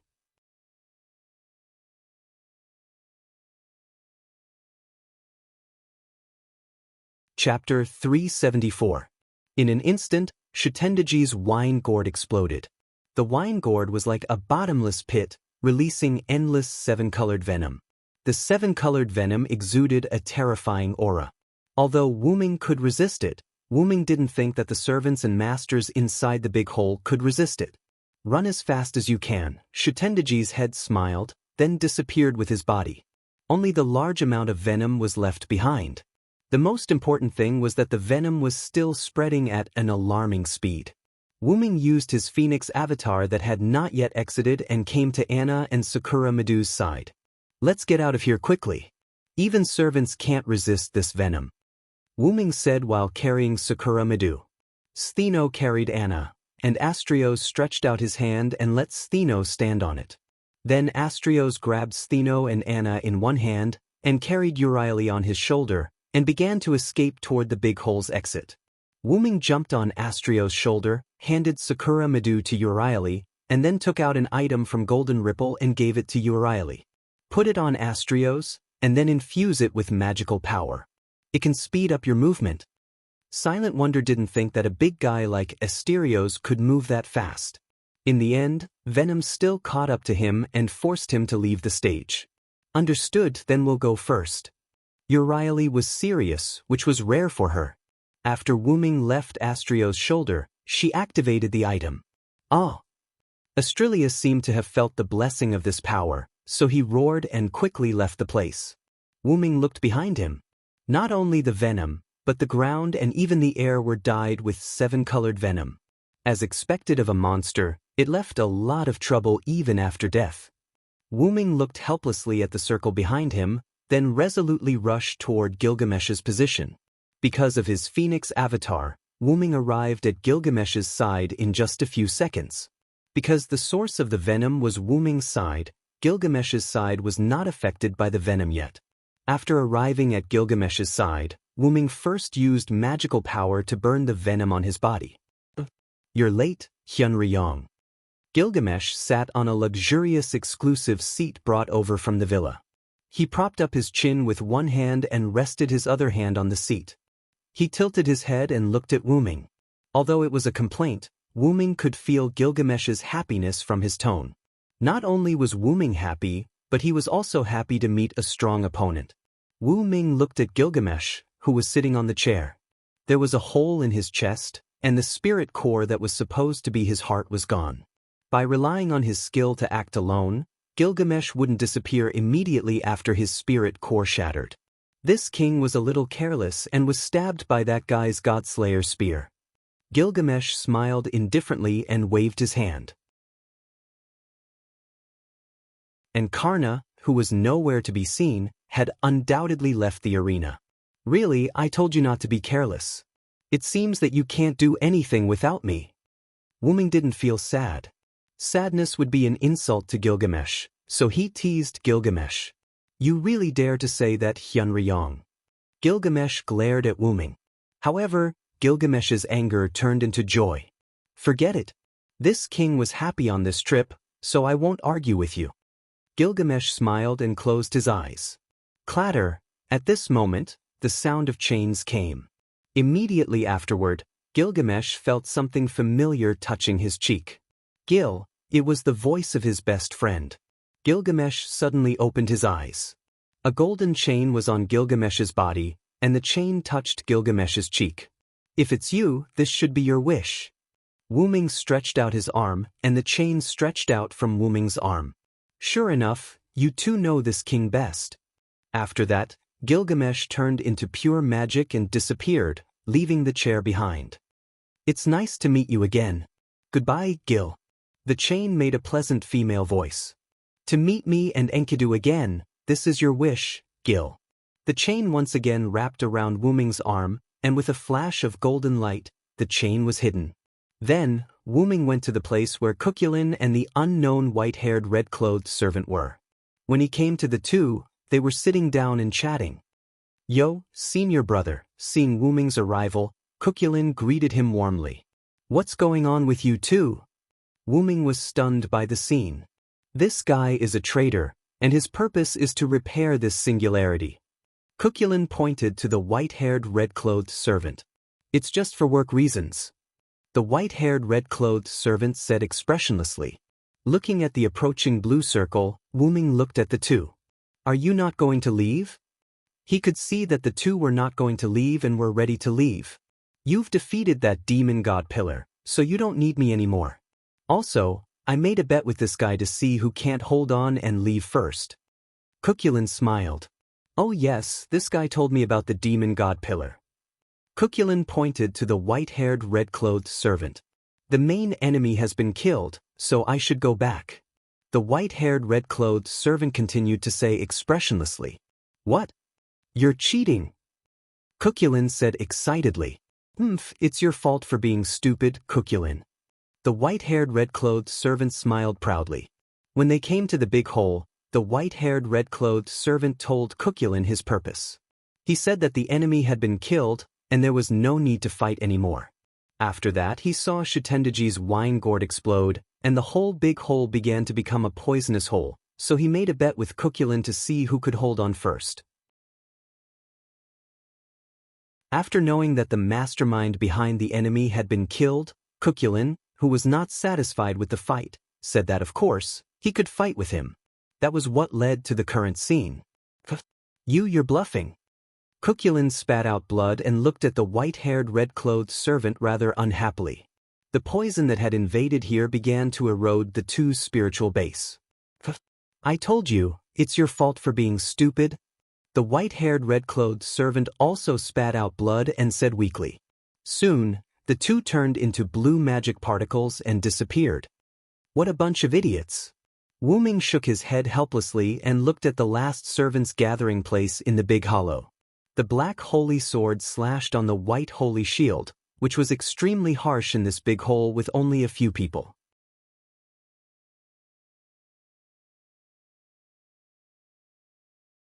Chapter 375. Matthew. Gadotsi watched from a distance. The aftermath of the clash between the holy sword and the holy shield made her unable to get close. Olga Marie frowned and looked around worriedly. Venom was almost here. Damn it. King Arthur has been entangling Matthew. We can't retreat at all. Olga Marie had suggested that they meet up with the others as soon as they left Chos Labyrinthos, the eternal maze of the inherent enchantment. However, Artoria was not one of them, and she would not let go of the prey in front of her. In this way, until Shutendaji's wine gourd was activated and began to turn the big hole into a poisonous area, Matthew was still resisting Artoria. That guy, does he want to drag us down with him? Olga Marie scratched her head and said irritably. Matthew has already taken 3 of King Arthur's noble phantasm, and now he's barely holding on. Gadotsi looked at Matthew, who was already a little unstable, and said worriedly. Gadotsi and Olga Marie were only humans, and they could not interfere with the battle between Artoria and Matthew. Just when the two were at their wits' end, a white gold figure rushed past Gadotsi and Olga Marie. It was Wu Ming. Assassin? Gadotsi and Olga Marie were both surprised, and then they were happy. Wu Ming nodded to the two, and then rushed to Matthew and Artoria in an instant, holding the sword of salvation and cutting them apart. You're here? Matthew weakly leaned on his shield and looked at Wu Ming. Gadotsi and Olga Marie saw this and quickly ran to Matthew's side, supporting the weak Matthew. Artoria, on the other hand, stood there quietly without saying anything. Wu Ming took out a red recovery potion from the golden ripple and tossed it to Gadotsi. This is a recovery medicine. Give it to Matthew later, Wu Ming instructed. Gadotsi caught the recovery potion in a panic and nodded solemnly. Olga Marie, who was supporting Matthew, shouted seriously and nervously. Assassin, this place is about to become a poison zone. We need to leave quickly. After all, Olga Marie was also a first-class magician. She could still see that the poison that was close to everyone was a noble relic poison that was effective against servants. You guys leave first, Wu Ming said, raising his hand in the direction of Olga, Marie, and the others. Gate. Following the recitation of the spell, a dark purple hole appeared under the feet of Olga and Marie. This was the long-awaited portal. Wow! Along with the sound of panic, the three of them successfully fell in. Don't worry, the other side of the portal is safe at the foot of the Yuanzhang mountain. I'll be there in a while. Wu Ming said to the portal, but he didn't know if Olga Marie and the others could hear him. Snap. Wu Ming snapped his fingers, and the portal closed. Lia, long time no see. Wu Ming smiled at Artoria. Artoria picked up the mask that fell on the ground and put it on her face. Come on, if you want to restore this era, you must defeat me, Artoria said and raised the black holy sword. Whether it was Wu Ming or Artoria, both of them knew that the Holy Grail was the key, and the Holy Grail had been placed in Artoria's heart by Leviticus. The Great Holy Grail in Winterwood City was not the huge female sculpture that Wu Ming obtained from the Battle of the 14 Horsemen, nor was it the cup-shaped Holy Grail in Gilgamesh's treasure vault that Wu Ming had used. It was a rather complicated technique. The reason why Wu Ming saw a Holy Grail in Artoria's heart before was just the manifestation of the Holy Grail technique. But after Lev's series of manipulations, the Holy Grail technique had turned into a Holy Grail. In short, the Great Holy Grail in Winterwood City was no longer a technique. When Wu Ming transformed into a saver, he noticed the strangeness of the Holy Grail through his connection with the Holy Grail. The Holy Grail in Artoria's heart was the product of the combination of the Holy Grail brought by Lev and the Holy Grail in Winterwood City. You obey Lev because you want to maintain this singularity, right, Lia? Wu Ming did not continue the topic of Artoria. Instead, he talked about something else. Yes, that's right, Artoria admitted frankly. It was also when Wu Ming changed his class through the Holy Grail that Wu Ming realized this. This era was a singularity caused by the Holy Grail, but the Holy Grail would also maintain this singularity. This was also why Chaldea wanted to recover the Holy Grail. Because after the Holy Grail was recovered, this era would change back due to the self-recovery of the world. And the reason why they wanted to maintain this singularity, Wu Ming thought it was because of Leviticus. Even if I don't accept his identification, other servants will become the ones who hold the Holy Grail in this era. In that case, it would be better for me to protect the Holy Grail, Artoria said lightly. Sure enough, even if King Arthur became a Dark King, he was still the same King Arthur, just a little bit colder. This was also the reason why he kept chasing after Matthew. That child has not fully inherited Galahad's power. She is too young. She must be trained. I knew it. Wu Ming could not help but laugh. Sure enough, because he did not like Matthew, who had power but could not use it, King Arthur chose to train her. That was why he kept pestering Matthew and did not let them leave. Sure enough, the Holy Grail War is a sinful consciousness. The first meeting between you and me after a long time ended in this way, Wu Ming said as he raised the blade of salvation. In the big hole that had completely turned into a poisonous area, black and golden light shone. Outside Yuzo Mountain, Astralis carried Euryale, Stheno, Anna, and Sakura Madu and met Olga Marie and the others at the foot of the mountain. But it was not really a meeting, because Astralis did not plan to run down the mountain. Stop at last, Astelius. You are so naughty, Euryale reprimanded Astelius in annoyance. I'm sorry. Astralis stuttered as she apologized. Because the item Wu Ming gave me was too useful, Astralis could not stop at all. She only stopped when she was about to reach the foot of the mountain. She just happened to run into Olga Marie and the others who had been teleported by Wu Ming through the portal. Senpai, are you okay? Matthew asked worriedly as he supported Gadotsi, whose eyes were already swollen. I'm fine, Matthew. Gadotsi shook her head and smiled at Olga Marie. Matthew is over there. Olga Marie pointed at Matthew helplessly. Wasn't he completely out of his mind? Matthew was even more worried now. Thank you so much, leader. Gadotsi smiled awkwardly. Senpai, let's go and rest first. Sorry for being rude. Matthew bowed slightly to everyone and then helped Gadotsi to a nearby rock. You guys escaped too. Is that so? Stheno got down from Astralis and said to Olga Marie.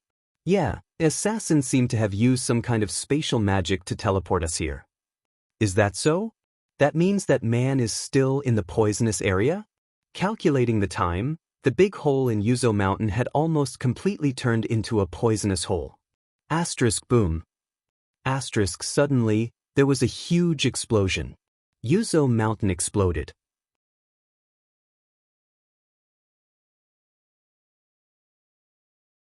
Chapter 376. Boom! Suddenly Yuanzhong Mountain exploded. From the middle of Yuanzhong Mountain to the top, it was completely destroyed by the explosion. Due to the intensity of the explosion, not many rocks fell to the foot of the mountain. Instead, most of the rocks that fell were small stones. What happened? Gadotsi was shaken to the point that he was completely awake. Senior, Yuanzhong Mountain exploded? Matthew said awkwardly. Gadotsi looked at Yuanzhong Mountain in a daze and realized that it had indeed disappeared. It must be caused by Assassin's battle with King Arthur. Olga Marie frowned. Wu Ming could not return safely from an explosion of this magnitude. Don't worry. His strength is far beyond your imagination. Stheno and Urieli smiled mysteriously and said to Olga Marie in unison. After all, Stheno and Urieli had accidentally found out about Wu Ming's true identity. I hope so. Olga Marie sighed. At that moment, a figure walked out from the forest at the foot of Yuanzhong Mountain. However, this figure was in a sorry state. Zhuge Kongming? Olga Marie called out this figure's name. What happened? Isn't the Conquest King with you? Seeing Zhuge Kongming's sorry state, Olga Marie had a bad feeling. The Conquest King has already left, Zhuge Kongming said calmly. Then, he told everyone what had happened. After Iskandar activated his Ionioi Hitroi, he brought himself, Zhuge Kongming, Sima Yi, Gilda Ray, and Attila into the inherent barrier. Then, with the support of Zhuge Kongming's military skills, Iskandar led his army and showed a crushing state as they crushed the enemy. Soon, in the chaotic battle, Gilda Ray and the sea demons he summoned and controlled were all killed. In any case, Sima Yi was a rider. Thus, he managed to survive on the battlefield with his chariot. Sima Yi felt bitter in his heart. It wasn't that he couldn't win, but that he didn't have an army. Although Sima Yi was summoned as a rider, she was the same as Zhuge Kongming. Both of them had strategist skills and noble relics. In other words, both of their noble relics were almost the same. However, in the face of tens of thousands of enemy troops, Sima Yi wanted to use Zhuge Kongming's empty fort strategy, but unfortunately, he didn't even have a fort. Sima Yi had no choice but to use his relic to give Iskandar's army a debuff. Subsequently, Sima Yi used the command incantation to summon Attila, who had been killing non-stop in the army, to summon the war god's sword. The enemy servant has a command spell that can control other servants? Olga Marie was surprised. Although it didn't sound nice, it was too bold to let a tool manage another tool. After all, there was a possibility of a backlash. If the servant was fed up with its master, it could use the command spell to order the servant it controlled to kill its master. After all, the command spell was in the servant's hands. The most important thing was that the servant being controlled was the European destroyer, Attila the Hun, who was known as the Whip of God. The rainbow-like lightsaber instantly wiped out almost two-thirds of the entire Ionioi's army, Zhuge Kongming said in a heavy tone.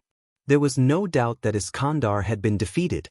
If it were not for the Ionioi Hitiroi protecting Iskandar and Zhuge Kongming, the two of them would have returned to the Martyr's Palace when Attila released the first wave of noble artifacts. After that, before he was completely defeated, Iskandar used his own power to send Zhuge Kongming out of his inherent barrier. As soon as Zhuge Kongming came out of the inherent barrier, he discovered the whereabouts of Olga Marie and the others. Looking at the time, the Conquest King should have already left. Saying that, Zhuge Kongming took out a cigar out of nowhere, put it in his mouth, and took a deep breath. Are you the only servants left on our side? Have the hero king and the others all left? Zhuge Kongming asked. They are still in the Yuanzhong Mountain. Looking at the current situation, I'm afraid that they are doomed. Olga Marie said in a heavy tone, looking at the destroyed Yuanzhong Mountain from time to time. Then let's leave for now. We have to think about how to deal with Attila. If that guy catches up to us, we will all leave. This singularity is completely hopeless. It had to be said that Zhuge Kongming was worthy of being a military advisor. Even if his side was in a disadvantageous situation, he didn't show a trace of annoyance. Although Zhuge Kongming's words were indeed a wise choice, whether it was Stheno's group or Gadatsi's group, none of them moved. Stheno and Euryale simply thought that Wu Ming wouldn't leave. Asterios only listened to Euryale's words. Anna and Sakura Madu were still unconscious, so Stheno and the others didn't move. Godatsi and Matthew didn't want to abandon their companions who might survive. Olga Marie was also worried about Wu Ming, so Godatsi and the others didn't show any signs of leaving. Zhuge Kongming held the cigar in one hand and sighed. I really don't know what to say to you. Zhuge Kongming shook his head. He's here. Zhuge Kongming suddenly said. As if reflecting Zhuge Kongming's words, a white figure walked out of the forest. Destruction, Attila said slowly, exuding a destructive aura, and walked toward Godatsi and the others. This powerful aura. Stheno couldn't help but look at Attila a few more times. Euryale and Asterios also looked serious. Matthew immediately held his shield in front of Godatsi. Matthew, who had drunk the recovery potion, had completely recovered. It had to be said that Wu Ming's potion was very effective. Stheno and the other servants were already in such a state, let alone Godatsi and Olga Marie, who were humans. Since that's the case, allow me to stall for time. After saying those words, Zhuge Kongming turned around. You guys take this opportunity to go to Yuanzhong Mountain and see what's going on. Zhuge Kongming walked toward Attila. Everyone was silent for a while. Without caring about the people behind him, Zhuge Kongming took a puff of the cigar, then held it in his hand. Speaking of which, this body's things are really good. Then, Zhuge Kongming condensed his magic, turned it into a white feather fan, and pointed it at Attila. This is the military advisor's ultimate position. Try to break it if you can. Karazuno Jin.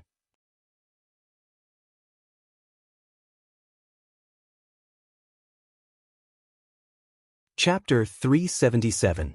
As Zhuge Kongming's voice fell, dark clouds appeared in the sky. Bam, bam, bam, bam.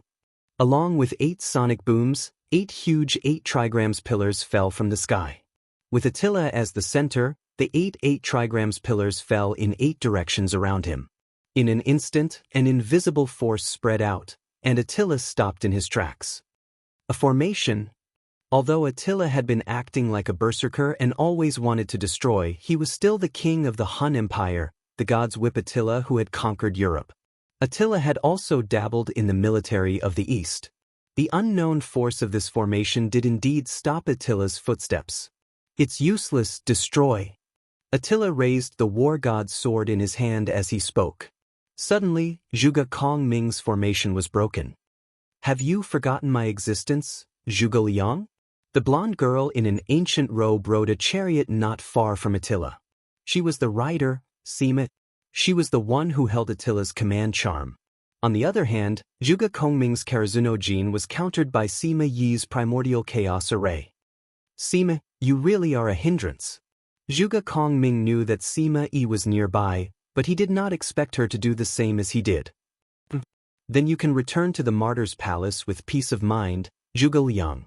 Sima Yi said provocatively. You should have sensed that our master has been defeated, and we are no longer restrained by him. Zhuge Kongming said calmly. You want to ask why I continue to follow orders, right? It's because you are here, Zhuge Liang. Sima Yi sneered. Even if I disappear and return to the martyr's palace, it was not easy to meet you in the Holy Grail War.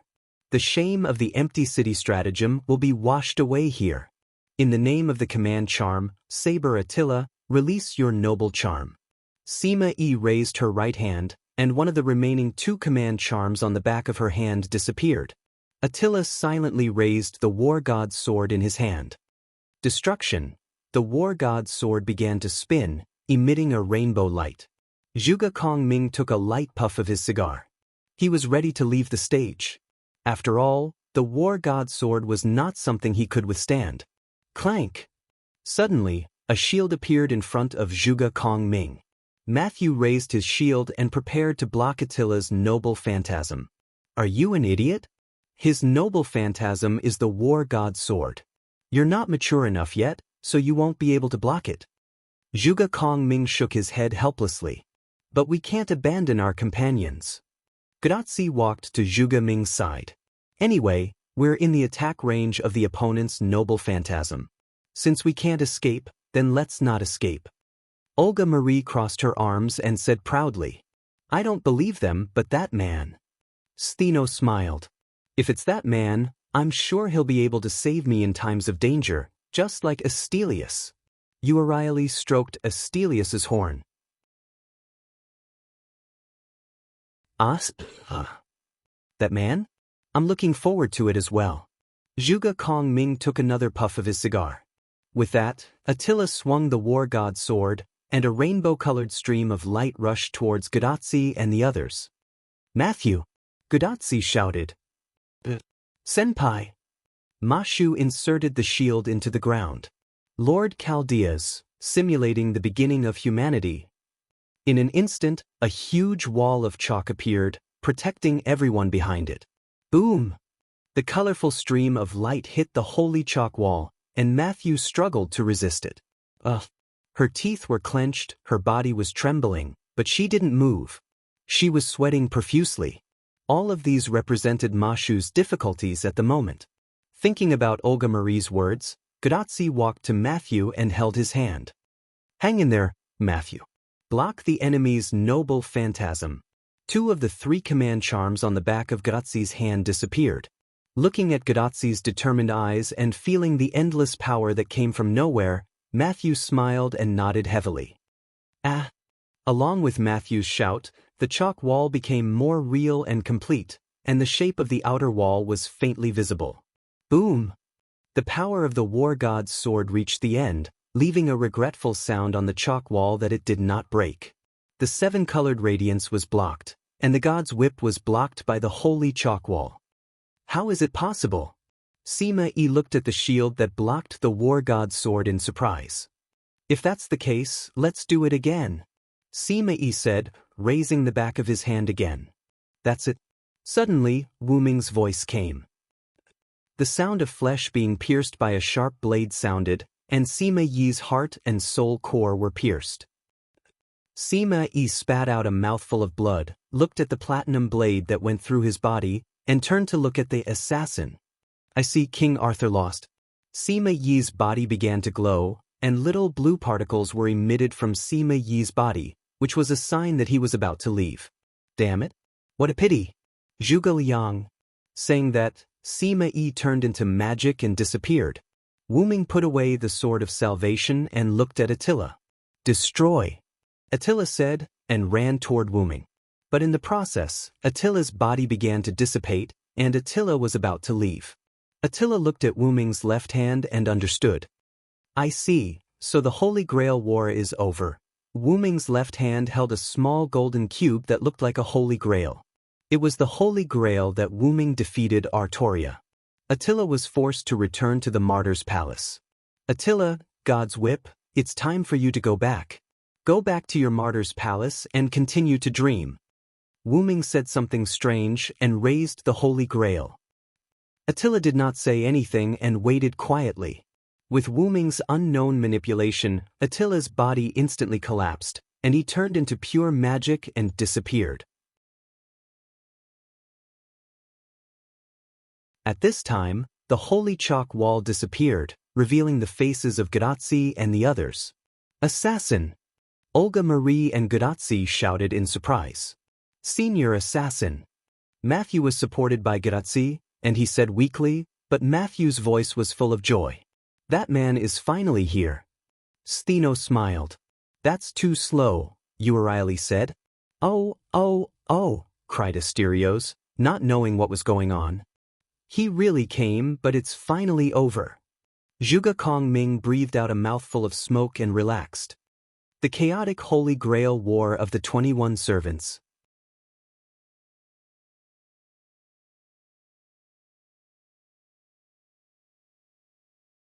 Chapter 378. Indeed, out of the 22 servants, only 7 of us are left. Saver Wuming, Shielder Matthew, Assassin Stheno, Archer Uraeli, Berserker Asterios, Lancer Anna, and Caster Zhuge Kong Ming. Wuming walked to the side of the crowd, holding a glowing golden holy grail in one hand. This glowing object is the holy grail that caused the chaos in this era. I temporarily used the holy grail to stabilize this singularity, so this singularity has not been repaired yet. In other words, you can control this singularity at will? Zhuge Kong Ming said lightly. Wuming became the guy who controlled this singularity. Zhuge Kong Ming meant that if Wuming wanted to, he could become the king of this era. Of course, not to mention Stheno and Uraeli, even Gratzi and the others didn't think that Wuming would choose to become the king of this singularity. Zhuge Kong Ming was not familiar with Wuming, so he deliberately said that. If Wuming didn't mean that, then everyone would be happy, and Zhuge Kong Ming would be relieved. If Wu Ming had such intentions, he was now the king of this singularity anyway. Zhuge Kong Ming did not have the ability to defeat Wu Ming, so there was no harm in saying a few words before he died. I'm not interested in becoming the king. You think too much, military counselor. Wu Ming shook his head lightly. Now, looking at Wu Ming holding the Holy Grail, whether it was Olga, Marie, and the others, or Roman, who was projected on the screen, they were all relieved. After all, if Wu Ming really wanted to do that, they really couldn't do anything. That's great, then our mission is complete. Roman had a lazy look on his face. You better cheer up, Roman. Even if all the enemies are destroyed, you can't be so lazy. Olga Marie instantly reprimanded Roman. Roman could only nod speechlessly. Yes. I know, Director. Did Mr. Kukulin and the others also leave? Matthew asked Wuming. Yes, whether it's Karna, Gilgamesh, or Kukulin, they all left. I haven't thanked them yet, Matthew said with some regret. Don't worry, Matthew. You have already formed a destiny, and you will meet again. Wuming smiled and comforted Matthew. Yes, Assassin Senpai. Matthew's sorrow turned into joy and nodded with joy. By the way, where is Professor Lev? Gratzi suddenly asked. Everyone then looked at Wuming. If it's Lev, he's dead on the surface. Wuming's words puzzled everyone. What did he mean by dead on the surface? I'll show you the image directly. With that, Wuming raised the Holy Grail, and instantly, the light shone brightly, drowning everyone. When everyone opened their eyes because it was too dazzling, the scene in front of them changed, from the forest at the foot of the mountain to a maze of tall pine trees and rocks. Is this an image? Olga Marie saw Wuming's trick and didn't panic. Image? Gratzi scratched the back of her head. That's right, it's a projection. I've recreated the scene of my battle with Leviticus. After Silent Wonder finished speaking, a towering pillar appeared behind everyone. This thing is a demon god pillar, right? Zhuge Kong Ming looked indifferently at this huge pillar of flesh that was filled with eyes and said in detail. Demon god pillar? Roman was a little surprised. What's wrong, doctor? Matthew looked at Roman, who was unnatural on the screen. Nothing, I just learned about this thing through learning magic. I didn't expect the mythical product to reappear. Roman smiled slightly and quickly adjusted his state. However, Wuming glanced at him indifferently. As early as Wuming saw Roman for the first time, Wuming felt a little unnatural from Roman. Now that he had become a saver, silent cries saw through Roman's nature. This demon god pillar is the demon god Floros, the 72 demon gods under the command of the demon king Solomon. It appeared in the form of a demon god pillar. Wuming didn't say anything but began to explain the origin of the demon god pillar. Demon king Solomon? Olga Marie looked at the pillar of flesh in distress and couldn't help but suspect that the real mastermind behind the scenes was the heroic spirit Solomon. Immediately, Wuming's figure appeared in front of everyone, but Wuming's figure wasn't the current golden white clothes, but the black windbreaker and black hat from before. Then, the demon god pillar began to release the demon mist to attack Wuming. However, everyone found that they couldn't hear the sound. At such a close distance, the sound of the demon god pillar is a little too strong for humans, so I omitted the sound. Wu Ming explained. Although Zhuge Kongming and Roman didn't seem to believe it, they didn't say anything. Wu Ming did this for a reason. The conversation between Wu Ming and the demon god pillar involved the issue of Wu Ming's identity. Gudatzi and the others had already suffered a lot, so Wu Ming felt that it was better to tell them later. Because Wu Ming omitted the scene of his conversation with Lev, Wu Ming had already used the inherent barrier. As the scene changed, everyone's surroundings turned into a foggy city. Ah, this is Assassin's inherent barrier. As someone who had been here before, Gudatzi explained to everyone. I know you've been here before. Take a good look. Olga Marie violently pressed Gudatzi's little head and said rather unhappily, ouch, ouch, ouch. After that, the demon mist swallowed Wu Ming, and Wu Ming used the Holy Grail and command incantation to change his class. In the end, he used the sun, condensed from the blade of salvation to defeat Leviticus. After the projection ended, everyone returned to the foot of the Yuanzhong mountain. Even if Lev had committed a heinous crime, he was still Chaldea's former companion, so Wu Ming didn't let them see the scene of Lev's body being burned to ashes by Wu Ming. Just like that, Lev died, but Floros didn't. Wu Ming shrugged. So that's how it is. Lev's apparent death means that the demon god pillar is still alive. Zhuge Kongming nodded. According to the demon god Floros, their demon god pillar is a whole, so I think Floros is still alive. Since demon god Floros is still alive, Lev is very likely not completely dead. After all, Lev is the personality of demon god Floros' human body. Wu Ming said solemnly. In other words, Olga Marie thought of something. In other words, we are likely to encounter Lev in our future operations. Roman said what Olga Marie was thinking. There's no other way. Romani, you're responsible for contacting the people of the Magic Association and let them support us. Olga Marie said as if she was entrusting an orphan. Leader, it couldn't be helped. Even if they were comforted by Wu Ming, everyone still didn't think that Lev was lying when he said that Olga Marie was dead. The fact couldn't be changed, and Olga Marie had begun to accept it. At least, she had to do what she had to do while she was alive. Excuse me, even if Olga Marie can return to Chaldea, you can't contact the Magic Association in the outside world, because the world outside Chaldea has been completely burned. You're tuning in to the Passion Pages YouTube channel. We're so grateful for your support, and don't forget to subscribe to join us on this incredible journey through captivating stories. Your generosity through donations truly makes a world of difference, as it's the primary source of revenue that allows me to expand and enhance this channel for you. Thank you from the bottom of my heart for being a part of this adventure.